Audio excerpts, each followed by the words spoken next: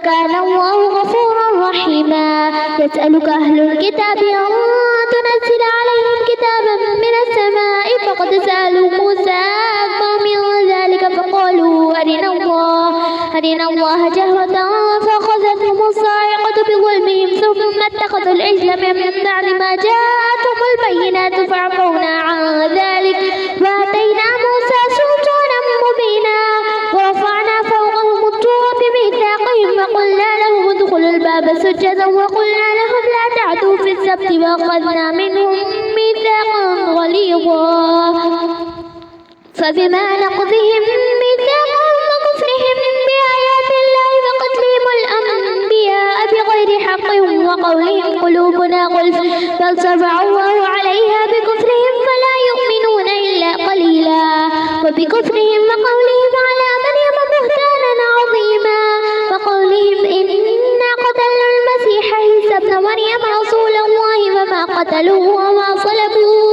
وما صلبوه ولكن شبه لهم وإن الذين اختلفوا فيه لفي شك منه ما لهم به من علم إلا اتباع الظن وما قتلوه يقينا بل رفعه الله إليه وكان الله عزيزا حكيما.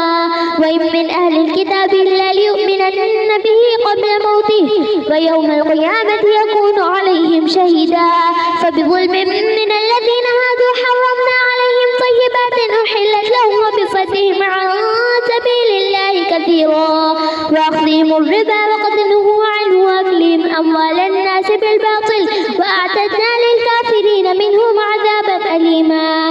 لكن الراسخون في العلم منهم والمؤمنون يؤمنون بما أنزل إليك وما أنزل من قبلك والمقيمين الصلاة والمؤتون الزكاة والمؤمنون بالله واليوم الآخر أولئك سنؤتيهم أجرا عظيما.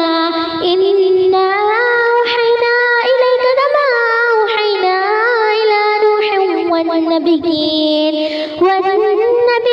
من بعده وأوحينا إلى إبراهيم وإسماعيل وإسحاق ويعقوب والأسباط وعيسى وأيوب ويونس وهارون وسليمان وآتينا داود زبورا ورسلا قد قصصناهم عليك من قبل ورسلا لم نقصصهم عليك وكلم الله موسى تكليما. رسلا مبشرين ومنذرين لئلا يكون للناس على الله حجة بعد الرسل وكان الله عزيزا حكيما. لكن الله يشهد بما أنزل إليك وأنزله بعلمه والملائكة يشهدون وكفى بالله شهيدا. إن الذين كفروا وصدوا عن سبيل الله قد ضلوا ضلالا بعيدا. إن الذين كفروا وظلموا لم يكن الله ليغفر لهم ولا ليهديهم طريقا إلا طريق جهنم خالدين فيها أبدا وكان ذلك على الله يسيرا.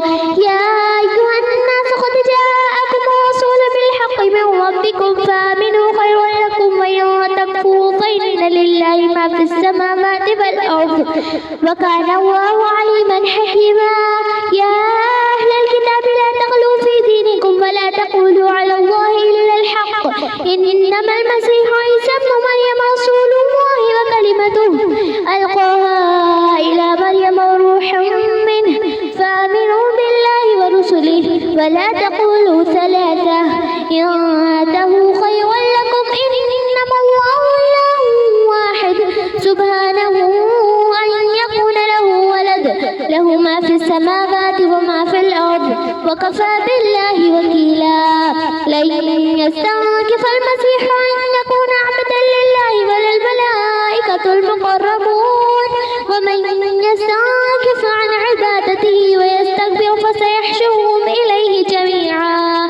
فأما الذين آمنوا وعملوا الصالحات فيوفيهم أجورهم ويزيدهم من فضله وأما الذين استنكفوا واستكبروا فيعذبهم عذابا أليما ولا يجدون لهم من دون الله وليا ولا نصيرا. يا أيها الناس قد جاءكم برهان من ربكم وأنزلنا إليكم نورا مبينا. فأما الذين آمنوا بالله واعتصموا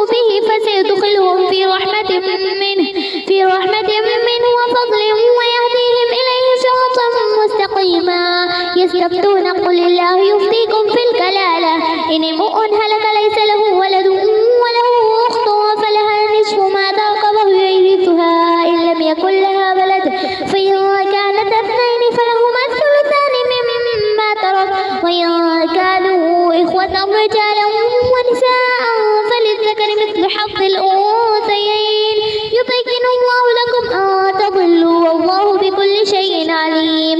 يا أيها الذين آمنوا أوفوا بالعقود أحلت لكم بهيمة الأنعام إلا ما يتلى عليكم غير محل الصيد وأنتم حرم إن الله يحكم ما يريد.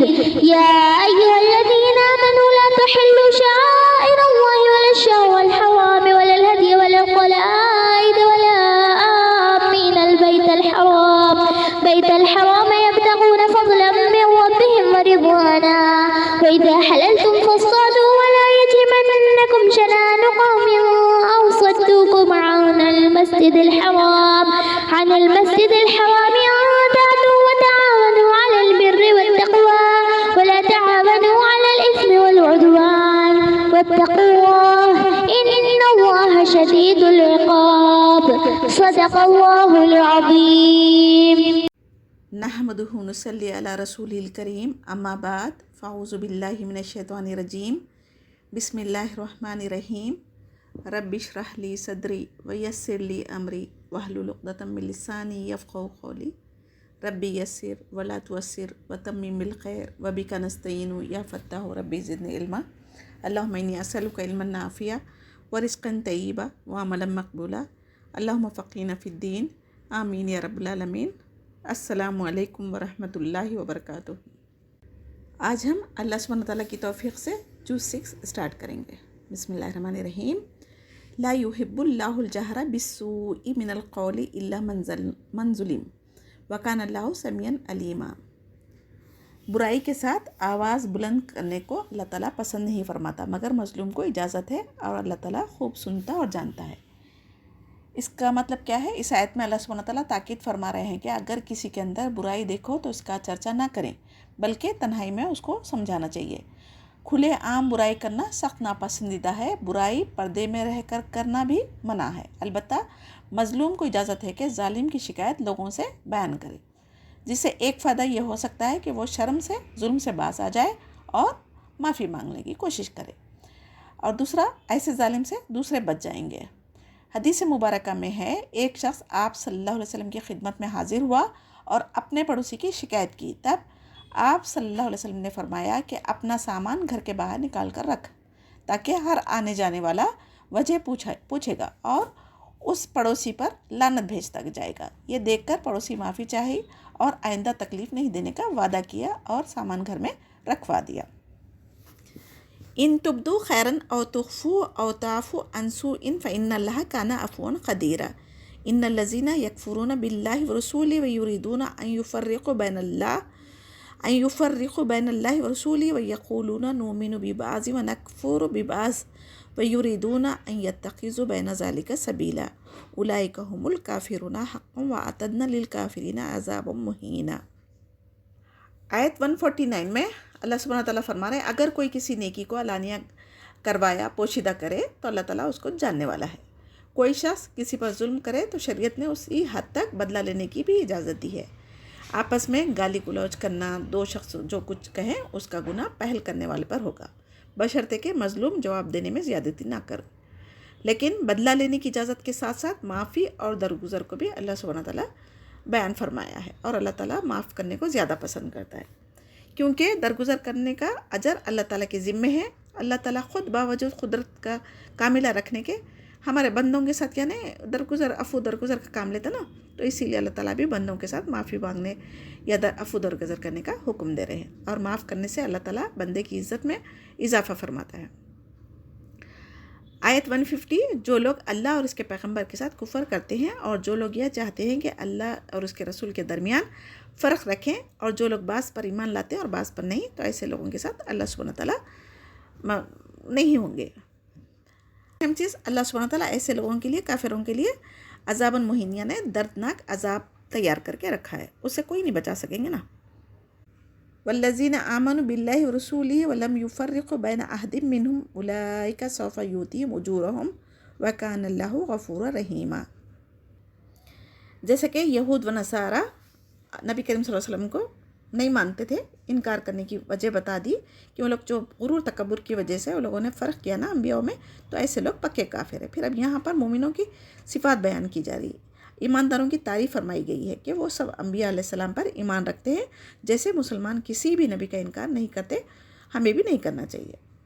قرآن کی اس آیت میں واضح کر دیا کہ اللہ کے ساتھ ایمان کے ساتھ پھر رسالت محمد صلی اللہ علیہ وسلم پر بھی ایمان لانا ضروری ہے، اس کے بغیر ایمان بے فائدہ ہے۔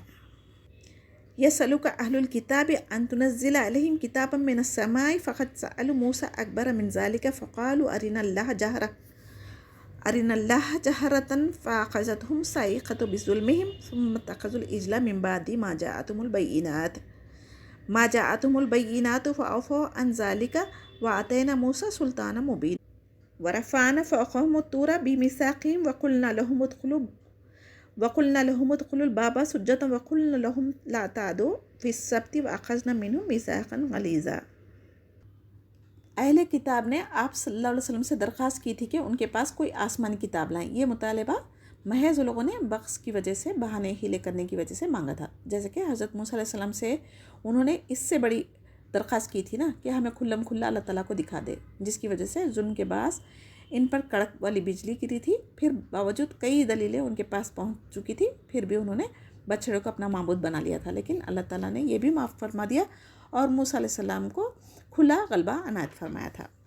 یہودیوں سے پکا وعدہ لینے کے لیے اللہ تعالیٰ نے ان کے سروں پر کوہ طور پہاڑ کھڑا کر دیا تھا۔ انہوں نے کہا تھا کہ حکم دیا تھا تو سجدہ کرتے ہوئے دروازے میں جاؤ، تو انہوں نے کہا تھا ہم نے مان لیا، اور پھر ہفتے کے دن کی تعظیم، اس دن مچھلیوں کا شکار کرنے سے منع کیا تھا، تو انہوں نے اللہ تعالیٰ سے وعدہ کیا تھا لیکن پھر اس کو توڑ دیے۔ فَبِمَا نَقْضِهِمْ مِيثَاقَهُمْ وَكُفْرِهِمْ بِآيَاتِ اللَّهِ وَقَتْلِهِمُ الْأَنْبِيَاءَ بِغَيْرِ حَقٍّ وَقَوْلِهِمْ قُلُوبُنَا غُلْفٌ بَلْ طَبَعَ اللَّهُ عَلَيْهَا بِكُفْرِهِمْ فَلَا يُؤْمِنُونَ إِلَّا قَلِيلًا وَبِكُفْرِهِمْ وَقَوْلِهِمْ عَلَى مَرْيَمَ بُهْتَانًا عَظِيمًا وَقَوْلِهِمْ إِنَّا قَتَلْنَا الْمَسِيحَ عِيسَى ابْنَ مَرْيَمَ رَسُولَ اللَّهِ وَمَا قَتَلُوهُ وَمَا صَلَبُوهُ وَلَكِنْ شُبِّهَ لَهُمْ وَإِنَّ الَّذِينَ اخْتَلَفُوا فِيهِ لَفِي شَكٍّ مِّنْهُ مَا لَهُم بِهِ مِنْ عِلْمٍ إِلَّا اتِّبَاعَ الظَّنِّ وَمَا قَتَلُوهُ يَقِينًا بَلْ رَفَعَهُ اللَّهُ إِلَيْهِ وَكَانَ اللَّهُ عَزِيزًا حَكِيمًا۔ یعنی بنی اسرائیل کے بارے میں بتایا جا رہا ہے کہ ان لوگوں نے اللہ تعالیٰ سے پکا وعدہ کرنے کے بعد میں بھی ان لوگوں نے وہ وعدوں کو توڑ دیا اور نبیوں کا ناحق قتل کیا۔ ان کی سزا کے طور پر اللہ تعالیٰ نے ان پر لعنت فرمائی، ان کے دلوں پر مہر لگا دی، جس کی وجہ سے بہت کم لوگ ہیں جو اللہ پر ایمان لائیں گے۔ حضرت عیسیٰ علیہ السلام کی پیدائش بن باپ کی ہونے کی وجہ سے مریم علیہ السلام پر بہت بڑا الزام لگائے تھے، اور بعض اللہ تعالیٰ کا انہیں بیٹا کہتے تھے، بعض یوسف نجار سے نعوذ باللہ ان کے بیٹے کہتے تھے۔ یہودی کہتے تھے کہ عیسیٰ ابن مریم کو انہوں نے قتل کیا، سولی پر چڑھایا۔ اس آیت میں اللہ تعالیٰ فرما رہے ہیں کہ عیسیٰ علیہ السلام کو قتل نہیں کیا گیا، بلکہ انہوں نے جو سولی دی تھی وہ بھی اللہ تعالیٰ نے ان کے ہم شکل انسان کو دینے لگائی تھی۔ عیسیٰ علیہ السلام کو تو اللہ تعالیٰ نے آسمان پر فرشتوں کے ذریعے اٹھا لیا تھا، اور ان میں دو گروہ ہو گئے تھے، ایک قتل کرے کہتے تھے اور دوسرا کو اندازہ ہو گیا تھا کہ سولی دی گئی۔ ایک بات یاد رکھیے، جب عیسیٰ علیہ السلام کی عمر 33 ایئرس تھی، نبیوں کو قتل کر سکتے مگر رسولوں کو قتل نہیں کر سکتے، یہ شان ہے رسولوں کی۔ رسول کسے کہتے ہیں؟ جس پہ اللہ تعالیٰ نے کتابیں نازل کی۔ 158 آیت میں اللہ سبحانہ تعالیٰ فرما رہے ہیں کہ اللہ تعالیٰ حکمت والا ہے، بڑی قوت والا ہے۔ عیسیٰ علیہ السلام کو آسمان پر زندہ اٹھا لیا، اور حدیث مبارکہ میں ہے قیامت کے قریب عیسیٰ علیہ السلام کا نزول دمشق میں مینار شریفہ کے پاس اتریں گے۔ وہ جب فجر کی نماز کے لیے اقامت ہو رہی ہوں گی، آپ خنزیر کو قتل کریں گے، صلیب توڑ دیں گے، جزیہ معاف کر دیں گے، ان کے دور میں سب مسلمان ہو جائیں گے۔ دجال کا قتل بھی عیسیٰ علیہ السلام کے ہاتھوں ہوگا، یاجوج و ماجوج کا ظہور و فساد بھی عیسیٰ علیہ السلام کی موجودگی میں ہوگا، پھر آپ کی بددعا سے ان کی ہلاکت واقع ہوگی۔ اللہ تعالیٰ زبردست اور غالب ہے نا، تو اسی لیے یہاں پر بتا رہے ہیں کہ اللہ تعالیٰ کی آیتوں کو کوئی، یعنی اللہ تعالیٰ جس کی حفاظت کرنا چاہے اللہ تعالیٰ کی آیتوں کو کوئی بدل نہیں سکتا، کوئی کسی کو نقصان نہیں پہنچا سکتا۔ جو بھی فیصلہ اللہ کرتے وہ حکمت پر مبنی ہوتا ہے۔ عیسیٰ علیہ السلام جب دوبارہ دنیا میں آئیں گے تو یہود و نصارہ کا قتل کریں گے، اور صرف دین اسلام کا ہی غلبہ ہوگا، اور کثرت مال اتنا ہوگا کہ کوئی صدقہ خیرات لینے والا نہیں ہوگا۔ تو لہٰذا ہمیں ابھی صدقہ خیرات کر لینا چاہیے، کیونکہ ایسا وقت آئے گا جب کوئی لینے والا نہیں ہوگا، تو پھر ہم یہ نیکی سے اجر سے محروم ہو جائیں گے نا۔ تو اہل کتاب میں ایک بھی ایسا نہ بچے گا کہ جو حضرت عیسیٰ علیہ السلام کی موت سے پہلے ان پر ایمان نہ لا چکے۔ قیامت کے دن عیسیٰ علیہ السلام کی پہلی زندگی کی حالت کے مطابق گواہی دیں گے اس آیت میں ظلم کے بعض گناہوں کی وجہ سے پاکیزہ حلال چیزیں بھی ان پر حرام کر دی گئی تھی، کیونکہ یہ لوگ اللہ تعالیٰ کے راستے سے دوسروں کو بھی روکتے تھے۔ وَإِن مِّنْ أَهْلِ الْكِتَابِ إِلَّا لِيُؤْمِنَنَّ بِهِ قَبْلَ مَوْتِهِ وَيَوْمَ الْقِيَامَةِ يَكُونُ عَلَيْهِمْ شَهِيدًا فَبِظُلْمٍ مِّنَ الَّذِينَ هَادُوا حَرَّمْنَا عَلَيْهِمْ طَيِّبَاتٍ أُحِلَّتْ لَهُمْ وَبِصَدِّهِمْ عَن سَبِيلِ اللَّهِ كَثِيرًا وَأَخْذِهِمُ الرِّبَا وَقَدْ نُهُوا عَنْهُ وَأَكْلِهِمْ أَمْوَالَ النَّاسِ بِالْبَاطِلِ وَأَعْتَدْنَا لِلْكَافِرِينَ مِنْهُمْ عَذَابًا أَلِيمًا لكن الراسخون في العلم منهم والمؤمنون يؤمنون بما أنزل إليك وما أنزل من قبلك والمقيمين الصلاة والمؤتون الزکاة والمؤمنون باللہ والیوم الآخر اولئک سنؤتیہم اجرا عظیما۔ 161 میں سود کو حرام کیا گیا نا، اس کے بارے میں کہا جا رہا ہے۔ اس پر اللہ سبحانہ تعالیٰ نے سخت وعید نازل کی، اس کے باوجود بھی لوگوں کا ناحق مال کھاتے تھے، لوگ مجبوراً ادا کرتے تھے، اور ایسے لوگ قیامت کے دن بہت ہی دردناک عذاب میں مبتلا رہیں گے۔ یعنی جو مالدار ہے وہ تو مال میں بڑھتے ہی جاتا، اور جو قرض لیا ہوا ہے وہ بیچارہ سود کی رقم دیتے دیتے وہ مفلسی کا ہی شکار ہوتا۔ تو اللہ سبحانہ تعالیٰ ایسے لوگوں کو سخت عذاب دینے والے ہیں۔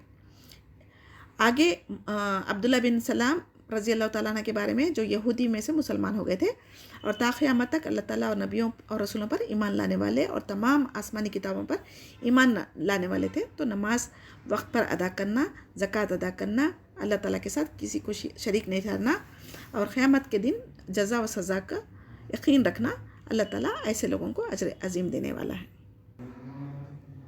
اِنَّا أَوْحَيْنَا إِلَيْكَ كَمَا أَوْحَيْنَا إِلَى نُوحٍ وَنَبِيِّنَا مِن بَعْدِهِ وَأَوْحَيْنَا إِلَى إِبْرَاهِيمَ وَإِسْمَاعِيلَ وَإِسْحَاقَ وَيَعْقُوبَ وَالْأَسْبَاطِ وَعِيسَىٰ وَأَيُّوبَ وَيُونُسَ وَهَارُونَ وَسُلَيْمَانَ وَآتَيْنَا دَاوُودَ زَبُورًا۔ اس آیت میں اللہ تعالیٰ فرما رہے ہیں کہ موسیٰ علیہ السلام کے بعد کسی انسان پر اللہ تعالیٰ نے کچھ نازل نہیں کیا۔ بعض لوگوں کا خیال تھا کہ اس موسیٰ علیہ السلام کے بعد کسی اور پر بھی کچھ اللہ تعالیٰ کی آسمانی صحف یا کتابیں نازل ہوئی، تو اس پر اللہ تعالیٰ نے یہ آیت نازل فرمائی، جس سے آپ صلی اللہ علیہ وسلم کی تصدیق کی گئی ہے، اور پچھلے نبیوں اور رسولوں کا بھی ذکر کیا گیا۔ اور زبور جو داؤد علیہ السلام پر نازل کی گئی تھی، نوح علیہ السلام، ابراہیم علیہ السلام، اسماعیل علیہ السلام، اسحاق علیہ السلام، یعقوب علیہ السلام اور ان کی اولاد پر، عیسیٰ علیہ السلام، ایوب علیہ السلام، یونس علیہ السلام، ہارون علیہ السلام، سلیمان علیہ السلام اور داؤد علیہ السلام کا ذکر ہے اس آیتوں میں۔ رسولا قد قصصناهم عليك من قبل ورسولا لم نقصصهم عليك وكلم الله موسى تكليما رسلا مبشرين ومنذرين لئلا يكون للناس على الله حجة بعد الرسل وكان الله عزيزا حكيما لكن الله يشهد بما أنزل إليك أنزله بعلمه والملائكة يشهدون وكفى بالله شهيدا إن الذين كفروا وصدوا عن سبيل الله قد ضلوا ضلالا بعيدا۔ آیت 164 میں اللہ سبحانہ تعالیٰ کے رسول ہے نبی کریم صلی اللہ علیہ وسلم بتانے کے لیے یہی بات کافی ہے کہ پچھلے جو واقعات ہے جس کا ذکر ہمیں نہیں تھا، نبی کریم صلی اللہ علیہ وسلم کو بھی نہیں تھا اس کا علم، لیکن قرآن کے ذریعے اللہ سبحانہ تعالیٰ نے نبیوں کا ذکر کیا یہاں پر، اور 24 یا 25 نبی کا ذکر قرآن میں ہے، تو وہ سب کے نام اللہ سبحانہ تعالیٰ نے کس کے ذریعے بتائے؟ وحی کے ذریعے۔ موسیٰ علیہ السلام کو وہ خاص صفت بیان کی گئی ہے جو دوسرے انبیاء سے ممتاز ہے، وہ اللہ تعالیٰ سے ہم کلام ہوئے تھے، لیکن ہمیں کسی بھی نبیوں کو کسی پر فوقیت دینا جائز نہیں ہے۔ اللہ سبحانہ تعالیٰ کی حکمت ہے جو رسول بنا کر دنیا میں بھیجنے کی یہاں پر بیان کیا جا رہا ہے، جو ہمیں اللہ تعالیٰ کے احکامات، اس پر عمل کرنے پر اجر اور نافرمانی کرنے پر اللہ کا عذاب سے آگاہ کر دے تاکہ کسی پر ظلم نہ کیا جائے اور اللہ تعالیٰ پر کوئی الزام نہ لگا سکے۔ تو ایمان والوں کو جنت کی خوشخبری دینا اور کافروں کو اللہ کے عذاب اور بھڑکتی ہوئی جہنم سے ڈرانا، یہ ہر نبیوں کا کام رہا ہے۔ نبیوں کا سلسلہ اس لیے اللہ تعالیٰ قائم فرمایا کہ کسی کو یہ عذر باقی نہ رہے کہ ہمیں تیرا پیغام نہیں پہنچا۔ آپ صلی اللہ علیہ وسلم کے بعد قیامت تک کوئی نبی نہیں آئیں گے، لہٰذا ہم امتیوں کی ذمہ داری ہے کہ دین کی باتیں سیکھیں اور دوسروں کو دین کی دعوت اور تعلیم دیں، چاہے وہ ایک آیت کیوں نہ ہو۔ اور اللہ سبحانہ تعالیٰ خود اس بات کی گواہی دیں گے کہ یہ قرآن اللہ تعالیٰ کی طرف سے ہے، اور فرشتے بھی اس کے گواہ ہے۔ بطور گواہ اللہ تعالیٰ ہی کافی ہے، لیکن پھر بھی انسانوں کی تسلی کے لیے قیامت والے دن انسان بھی گواہی دیں گے۔ ان الذين كفروا وصدوا عن سبيل الله قد ضلوا ضلالا بعيدا ان الذين كفروا وظلموا لم يكن الله ليغفر لهم ولا ليهديهم طريقا الا طريق جهنم خالدين فيها ابدا وكان ذلك على الله يسيرا۔ اللہ تعالیٰ کی گواہی دینے کے باوجود بھی جن لوگوں نے کفر کیا اور دوسروں کو بھی روکا وہ یقیناً گمراہی میں بہت دور کی نکل گئے. ایسے لوگوں کو ہدایت ملنا ممکن ہی نہیں ہے. اور ایسے لوگ خود پر بھی ظلم کر رہے ہیں اور دوسروں کو بھی گمراہ کر رہے ہیں، تو ایسے لوگوں کو اللہ تعالیٰ ہرگز نہیں بخشے گا. ہدایت کا راستہ اللہ تعالیٰ نے قرآن و حدیث کے ذریعے دکھا دیا، لیکن مسلسل کفر اور ظلم کا ارتکاب کی وجہ سے انہوں نے اپنے دلوں کو سیاہ کر لیا، جس کی وجہ سے اب ان کو ہدایت مغفرت کی کوئی امید نہیں کی جا سکتی. یا ایھا الناس قد جاءکم الرسول بالحق من ربکم فآمنوا خیرا لکم وإن تکفروا فإن للہ ما فی السماوات والارض وکان اللہ علیما حکیما. آیت 170 میں اللہ سبحانہ تعالیٰ تمام انسانوں کو مخاطب کر رہے ہیں کہ تمہارا رب کی طرف سے حق لے کر رسول آ گئے، لہٰذا ہمیں ایمان لا کر اپنی دنیا اور آخرت سنوارنا چاہیے. اگر تم کافر ہو گئے تو اللہ تعالیٰ کا کچھ نہیں نقصان ہوگا. ہر وہ چیز جو آسمان اور زمین میں ہے اللہ تعالیٰ ہی کی ہے. ساری دنیا کے انسان مل کر بھی اللہ تعالیٰ کو نقصان نہیں پہنچا سکتے، کیونکہ ساری بادشاہت تو اسی کی ہے. اگر انسان عبادت کرتا ہے تو وہ اپنے فائدے کے لیے کرتا ہے. اللہ تعالیٰ کی عبادت کرنے کے لیے تو فرشتے موجود ہے. ایک فرشتہ جو سجدہ کرتا نا تو وہ دوبارہ اس کی باری نہیں آتی. اتنے اللہ تعالیٰ کی مخلوق ہے جو اس کی عبادت کرنے میں مشغول ہے.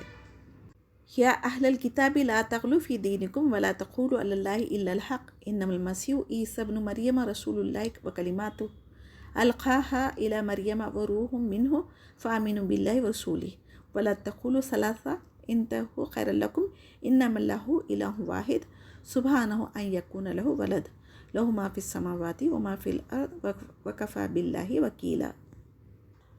اس آیت میں نصارہ کے بارے میں کہا جا رہا ہے غلو کا مطلب ہے کسی چیز کو حد سے بڑھا کر بیان کرنا. جیسے عیسیٰ علیہ السلام کو اللہ تعالیٰ کا بیٹا کہنا اور ان کی رسالت بندگی کے تمام مقام سے اٹھا کر الوہیت کے مقام پر ان کو فائز کر دینا. نبی کریم صلی اللہ علیہ وسلم نے اپنی امت کو بار بار تاکید فرمائی کہ تم مجھے اس طرح حد سے نہ بڑھاؤ جس طرح عیسائیوں نے عیسیٰ ابن مریم کو بڑھا دیا تھا. میں تو صرف اللہ سبحانہ تعالیٰ کا بندہ ہوں اور رسول ہی ہوں.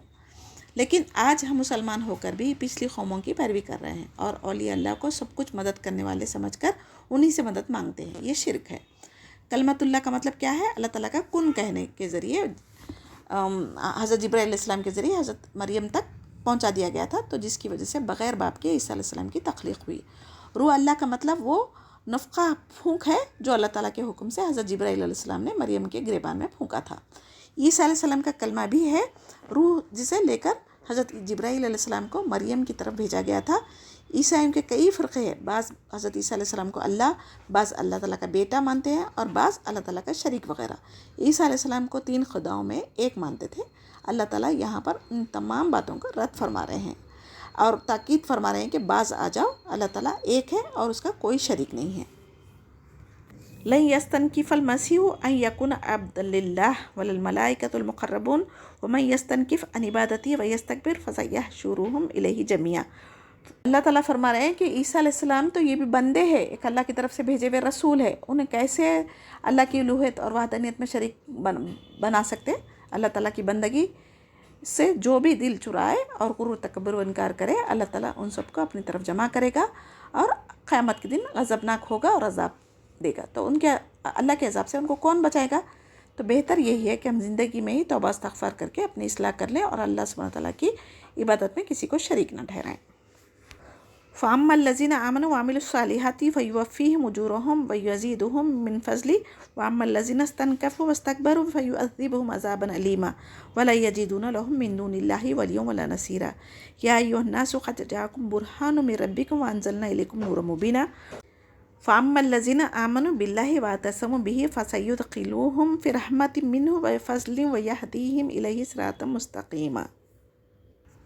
جو اللہ تعالیٰ پر ایمان لائے اور نیک عمل کیے ان کو پورا اجر و ثواب دیا جائے گا. اللہ تعالیٰ ایمان والوں کو اور بڑھا کر بھی دینے پر قادر ہے، اور جو کفر کریں گے، سرکشی کریں گے، انہیں دردناک عذاب ہے.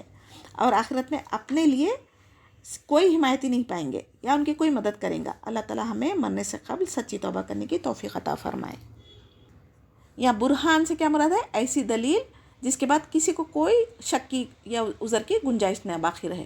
اللہ تعالیٰ بندوں کو مخاطب فرما رہے ہیں کہ اللہ تعالیٰ کی طرف سے آسمانی کتابیں، خاص طور پر قرآن کریم نازل کی، جو کفر و شرک کی تاریکیوں میں سے نکال کر ہمیں ہدایت کا نور عطا کرتی ہے. جو لوگ اللہ تعالیٰ پر ایمان لائے اور اسے مضبوط پکڑ لیا، یعنی اللہ تعالیٰ اور رسول کی اطاعت کی، اپنی زندگی ایک غلام کی طرح گزارے اور وہ صراط المستقیم پر چلنا چاہتے ہیں تو انہیں اللہ تعالیٰ آسان کر دیتا ہے اور ان قریب اپنی رحمت اور فضل میں لے لے گا. دونوں جہاں میں مومن ہی کامیاب رہیں گے. یستفتونک قل اللہ یفتیکم فی الکلالہ ان امرؤ ہلک لیس لہ ولد ولہ اخت فلہا نصف ما ترک وہو یرثها ان لم یکن لہا ولد فإن كانت اثنتين فلهما الثلثان مما ترك وإن كانوا إخوة رجالا ونساء فللذكر مثل حظ الأنثيين يبين الله لكم أن تضلوا والله بكل شيء عليم. اس آیت میں کلالہ کے بارے میں اللہ تعالیٰ خود فتویٰ دیتے ہیں کہ کلالہ کا مطلب کیا ہے؟ جس کا باپ ہو نہ ماں اور نہ ہی کوئی اولاد. اگر اولاد نہ ہو مگر باپ ہو تو وہ کلالہ نہیں کہلاتا، تمام مال ماں باپ کا ہی ہوتا ہے. الحمدللہ یہاں پر سورہ نساء ختم ہوتی ہے. ابھی اللہ سبحانہ تعالیٰ کی توفیق سے ہم سورہ المائدہ شروع کریں گے انشاءاللہ. بسم اللہ الرحمن الرحیم. یا ایھا الذین آمنوا اوفوا بالعقود احلت لکم بہیمۃ الانعام الی ما یتلی علیکم غیر محل الصید وانتم حرم ان اللہ یحکم ما یرید. اس آیت میں ایمان والوں کو اللہ تعالیٰ مخاطب فرما رہے ہیں اور عہد و پیمان کو پورا کرنے کا حکم دے رہے ہیں. اللہ تعالیٰ مویشی چوپائے جو حلال کیے ہیں ان کی تفصیل بھی اس صورت میں بیان کی گئی ہے.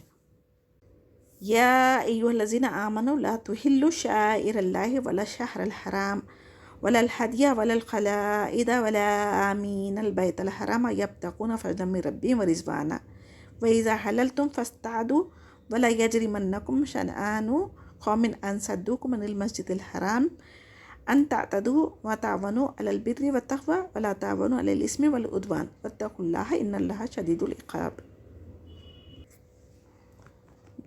یہاں پر ایمان والوں کو مخاطب فرما کر پھر سے تاکید کی جا رہی ہے کہ حج و عمرہ کی ادائیگی میں کسی کے درمیان رکاوٹ مت بنو اور حرمت والے 4 مہینوں کی تعظیم کرو، یعنی رجب، ذی القعدہ، ذی الحج، محرم. یہ 4 حرمت والے مہینے ہیں. اس میں اگر کوئی عمرہ کرنے کے لیے مکہ جا رہے ہیں تو وہاں پر کسی کو روکنے سے منع کیا جا رہا ہے. جیسا کہ صلح حدیبیہ کے وقت میں مکہ والوں نے عمرہ کرنے سے روک دیا تھا. پھر 8 ہجری میں رمضان میں مکہ مکرمہ فتح ہوا. اس کے بعد مسلمانوں نے کافروں کو معاف کر دیے تھے نبی کریم صلی اللہ علیہ وسلم، اور اس وقت یہ آیت نازل ہوئی تھی. اس آیت میں ایک نہایت اہم اصول امت محمدیہ کو دیا گیا جو ایک مسلمان کے لیے قدم قدم پر رہنمائی کرتا ہے، بشرطے کہ ہم عمل کریں. دشمن کے ساتھ بھی عفو درگزر کی تعلیمات ہم مسلمانوں کو قرآن میں دی گئی ہے، کیونکہ یہ لوگوں نے عمرہ سے روکا تھا نا. تو جب مکہ فتح ہوا تو مسلمان چاہ رہے تھے کہ اس کا بدلہ لیں، لیکن اللہ سبحانہ تعالیٰ اس کے ذریعے کہہ دیے کہ کافر کو معاف کر دو. اور تو مطلب معاف کرنا اللہ تعالیٰ کو بہت زیادہ پسند ہے. ہم اللہ کی رضا کے لیے جب معاف کرتے ہیں تو اللہ سبحانہ تعالیٰ ہمارے بھی گناہوں کو معاف کرنے والا ہے. تو ہمیں بھی کیا کرنا چاہیے؟ درگزر سے کام لینا چاہیے، عفو درگزر. حرمت علیکم المیتۃ والدم ولحم الخنزیر وما اہل لغیر اللہ بہ والمنخنقات والموقوذات والمتردیات والناطحات وما اکل السبوع الا ما زکیتم وما ذبیح علی النصوب وان تستقسموا بالازلام ذالکم فسق الیوم یئس الذین کفروا من دینکم فلا تخشوہم واخشونی الیوم اکملت لکم دینکم واتممت علیکم نعمتی ورضیت لکم الاسلام دینا فمن اضطر فی مخمصۃ غیر متجانف للإثم فإن اللہ غفور رحیم. اللہ سبحانہ تعالیٰ نے جو چیزیں مومنوں پر حرام کی اس کا ذکر کیا گیا ہے یہاں پر. مردار، خون، خنزیر کا گوشت، جس پر غیر اللہ کا نام لیا جائے، گلا گھٹ کے مرا ہوا جانور، جو کسی مار یا چوٹ کی وجہ سے مرا ہو، جو اونچی جگہ سے گر کر مرا ہو، جو کسی کے سینگ مارنے سے مرا ہو، جسے کوئی درندے نے پھاڑ کھایا ہو، جو کسی کے سینگ کے مارنے سے مرا ہو. یہ ساری چیزیں آستانوں پر، درگاہوں پر ذبح کیے جانے والے یہ ساری چیزوں کو اللہ تعالیٰ نے حرام کہا ہے. جو فال نکالنے کے لیے تیریں استعمال ہوتی تھی اس سے بھی شکار کرتے تھے، تو اس سے بھی اللہ تعالیٰ نے منع فرمایا ہے. مسلمانوں کو یہاں پر تاکید فرمائی گئی ہے کہ صرف اور صرف اللہ سے ڈرو اور کافروں سے نہیں ڈرنا چاہیے. جب انسان کو بھوک کی حالت میں اس کی موت واقع ہونے کا خطرہ ہے تب اپنی جان بچانے کے لیے تھوڑا سا کھا سکتا، لیکن اس کا مقصد یہ نہیں ہونا کہ اللہ تعالیٰ کی نافرمانی کرے. اور الیوم اکملت لکم دینکم واتممت علیکم نعمتی ورضیت لکم الاسلام دینا. آج میں نے تمہارے لیے دین کو کامل کر دیا اور تم پر اپنا انعام بھرپور کر دیا اور تمہارے لیے اسلام کے دین ہونے پر رضامند ہو گیا۔ یہ آخری آیت نازل ہوئی۔ اب قرآن کی یہ آخری آیت سے کیا ظاہر ہو رہا؟ قیامت تک اب کوئی شریعت آنے والی نہیں ہے، ہمارا دین مکمل ہو چکا ہے، اسی پر ہمیں عمل کرنا چاہیے۔ یسألونک ماذا احل لہم قل احل لکم الطیبات وما علمتم من الجوارح ومکلبین تعلمونہن مما علمکم اللہ فکلوا مما امسکنا علیکم واذکروا اسم اللہ علیہ واتقوا اللہ ان اللہ سریع الحساب۔ اور پھر یہ جانور مالک کے آنے تک اس میں سے کچھ نہ کھائے، ویسا ٹرین کیا ہوا ہو تب ہمارے لیے جائز ہے، ورنہ حرام ہے۔ یہ اللہ تعالیٰ ہر حال میں، یعنی اکیلے میں ہو یا سب کے سامنے ہو، ہمیں ڈرنا کسے چاہیے؟ اللہ سبحانہ تعالیٰ سے ڈرنا چاہیے۔ یوم احل لکم الطیبات وطعام الذین اوتوا الکتاب حل لکم وطعامکم حل لہم والمحصنات من المؤمنات والمحصنات من الذین اوتوا الکتاب من قبلکم اذا آتیتموہن اجورہن محسنین غیر مسافحین ولا متخذی اخدان ومن یکفر بالایمان فقد حبط عملہ وہو فی الآخرۃ من الخاسرین۔ اہل کتاب کا ذبیحہ جس کا خون بہہ گیا ہو وہ حلال ہوگا، جھٹکے کا گوشت ہمارے لیے حرام ہے۔ اہل کتاب کی عورتوں میں جو پاک دامن ہو تو نکاح کیا جا سکتا ہے اور مہر ادا کیا جائے، اور زنا و بدکاری سے بچنا چاہیے۔ جو ایمان کے ساتھ کفر کرے اس کے عمل برباد ہو گئے۔ آج کے دور میں مسلمان کی عورتیں چھوڑ کر اہل کتاب سے نکاح کرنا مناسب نہیں ہے، ان کی وجہ سے ایمان کو نقصان ہونے کے خطرات ہیں اور نسلیں بگڑنے کی بھی چانسز ہے۔ یا ایھا الذین آمنوا اذا قمتم الی الصلاۃ فاغسلوا وجوہکم وایدیکم الی المرافق وامسحوا برؤوسکم وارجلکم الی الکعبین وان کنتم جنبا فطہروا وان کنتم مرضی او علی سفر او جاء احد منکم من الغائط او لمستم النساء فلم تجدوا ماء فتیمموا صعیدا طیبا فامسحوا بوجوہکم وایدیکم منہ ما یرید اللہ لیجعل علیکم من حرج ولکن یرید لیطہرکم ولیتم نعمتہ علیکم لعلکم تشکرون واذکروا نعمت اللہ علیکم ومیثاقہ الذی وثقکم بہ اذ قلتم سمعنا واطعنا واتقوا اللہ ان اللہ علیم بذات الصدور۔ آیت 6 میں اللہ تعالیٰ ایمان والوں کو مخاطب فرما رہے ہیں اور کہہ رہے ہیں کہ جب تم نماز کے لیے اٹھو تو اپنے منہ ہاتھ دھو لو، یعنی وضو کر لو۔ ہر نماز کے لیے تازہ وضو کرنا بہتر ہے۔ وضو سے پہلے بسم اللہ پڑھنا چاہیے۔ وضو کرنا ہر نماز کے لیے نیت کرنا بھی ضروری ہے۔ پورے سر کا مسح کرنا، ہاتھ دھونا، یہ کلی کرنا، ناک صاف کرنا، چہرہ دھونا، دونوں ہاتھ بازوؤں تک دھونا، پھر پاؤں ٹخنوں تک دھونا، یہ وضو کا طریقہ ہے۔ ہاں، اگر جنابت کی حالت میں، حیض کی حالت میں، پانی نہیں ملنے کی صورت میں اگر آپ کو غسل کی ضرورت ہو تو اللہ تعالیٰ نے یہاں پر مٹی کو تیمم کرنے کے لیے پاک کر دیا ہے۔ پاک صاف مٹی پہ تیمم کر کے آپ غسل کرنا بھی ہو تو تیمم کر کے نماز پڑھ سکتے، لیکن نماز کسی بھی صورت میں قضا کرنے کا تصور ہی نہیں ہے اسلام میں۔ آج ہمارے معاشرے میں قضا نمازوں کا ایک نیا ٹرینڈ نکل چکا جو بدعت ہے، اس سے ہمیں بچنا چاہیے۔ اللہ تعالیٰ نے بندوں کی آسانی کے لیے جو نعمتیں ہم پر نازل کی نا، تو یہ بے انتہا ہے، ہم اس کا نہ شمار کر سکتے نہ شکر ادا کر سکتے۔ اور اللہ کا جو عہد ہے، ہم نے اللہ سے جو کیا، سنا اور مانا، ہم نے کلمہ طیبہ کے ذریعے بھی کیا ہے، تو اللہ تعالیٰ جو نازل کیا اس پر بھی مان لانا ضروری ہے۔ اللہ تعالیٰ سے ڈرنا ضروری ہے۔ ہمارے دلوں کی بات، ہمارے دلوں کی بھید بھی اللہ تعالیٰ جانتا ہے، تو ہمیں ڈرنا کس سے چاہیے؟ صرف اللہ سبحانہ تعالیٰ سے۔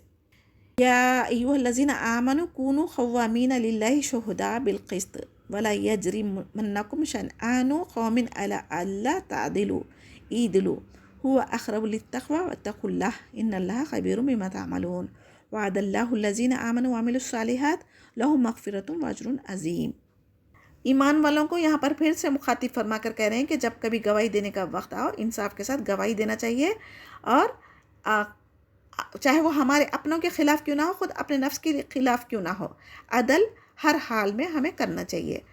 اللہ تعالیٰ ہمارے اعمال سے باخبر ہے، اس لیے ہمیشہ ہمیں اس کا ڈر دل میں رہنا چاہیے۔ گواہی کے تعلق سے سورہ نساء آیت 135 میں بھی گزر چکا۔ اسلام میں عادلانہ گواہی کی کتنی اہمیت ہے، اس سے ہمیں پتہ چل رہا ہے۔ چاہے وہ کافر کے بارے میں بھی اگر ہو تو عدل و انصاف کے ساتھ ہمیں گواہی دینا چاہیے۔ اور اللہ تعالیٰ یہاں کیا فرما رہے ہیں؟ ایمان لائیں اور نیک کام جو بھی کریں گے اللہ تعالیٰ ان کے لیے مغفرت کو وسیع کر دیں گے، اور ان کا اجر و ثواب آخرت میں دے کر انہیں جنت کی خوشخبری بھی دے رہے ہیں۔ تو جنت جیسی نعمت اگر ہمیں حاصل کرنا ہے تو کیا کرنا ہے؟ اللہ تعالیٰ کے احکامات پر عمل کرنا ہے۔ والذین کفروا وکذبوا بآیاتنا اولئک اصحاب الجحیم یا ایھا الذین آمنوا اذکروا نعمت اللہ علیکم اذ ہم قوم ان یبسطوا الیکم ایدیہم فکف ایدیہم عنکم واتقوا اللہ وعلی اللہ فلیتوکل المؤمنون۔ جن لوگوں نے کفر کیا، اللہ تعالیٰ کے احکام کو جھٹلائے، وہ دوزخ میں جائیں گے۔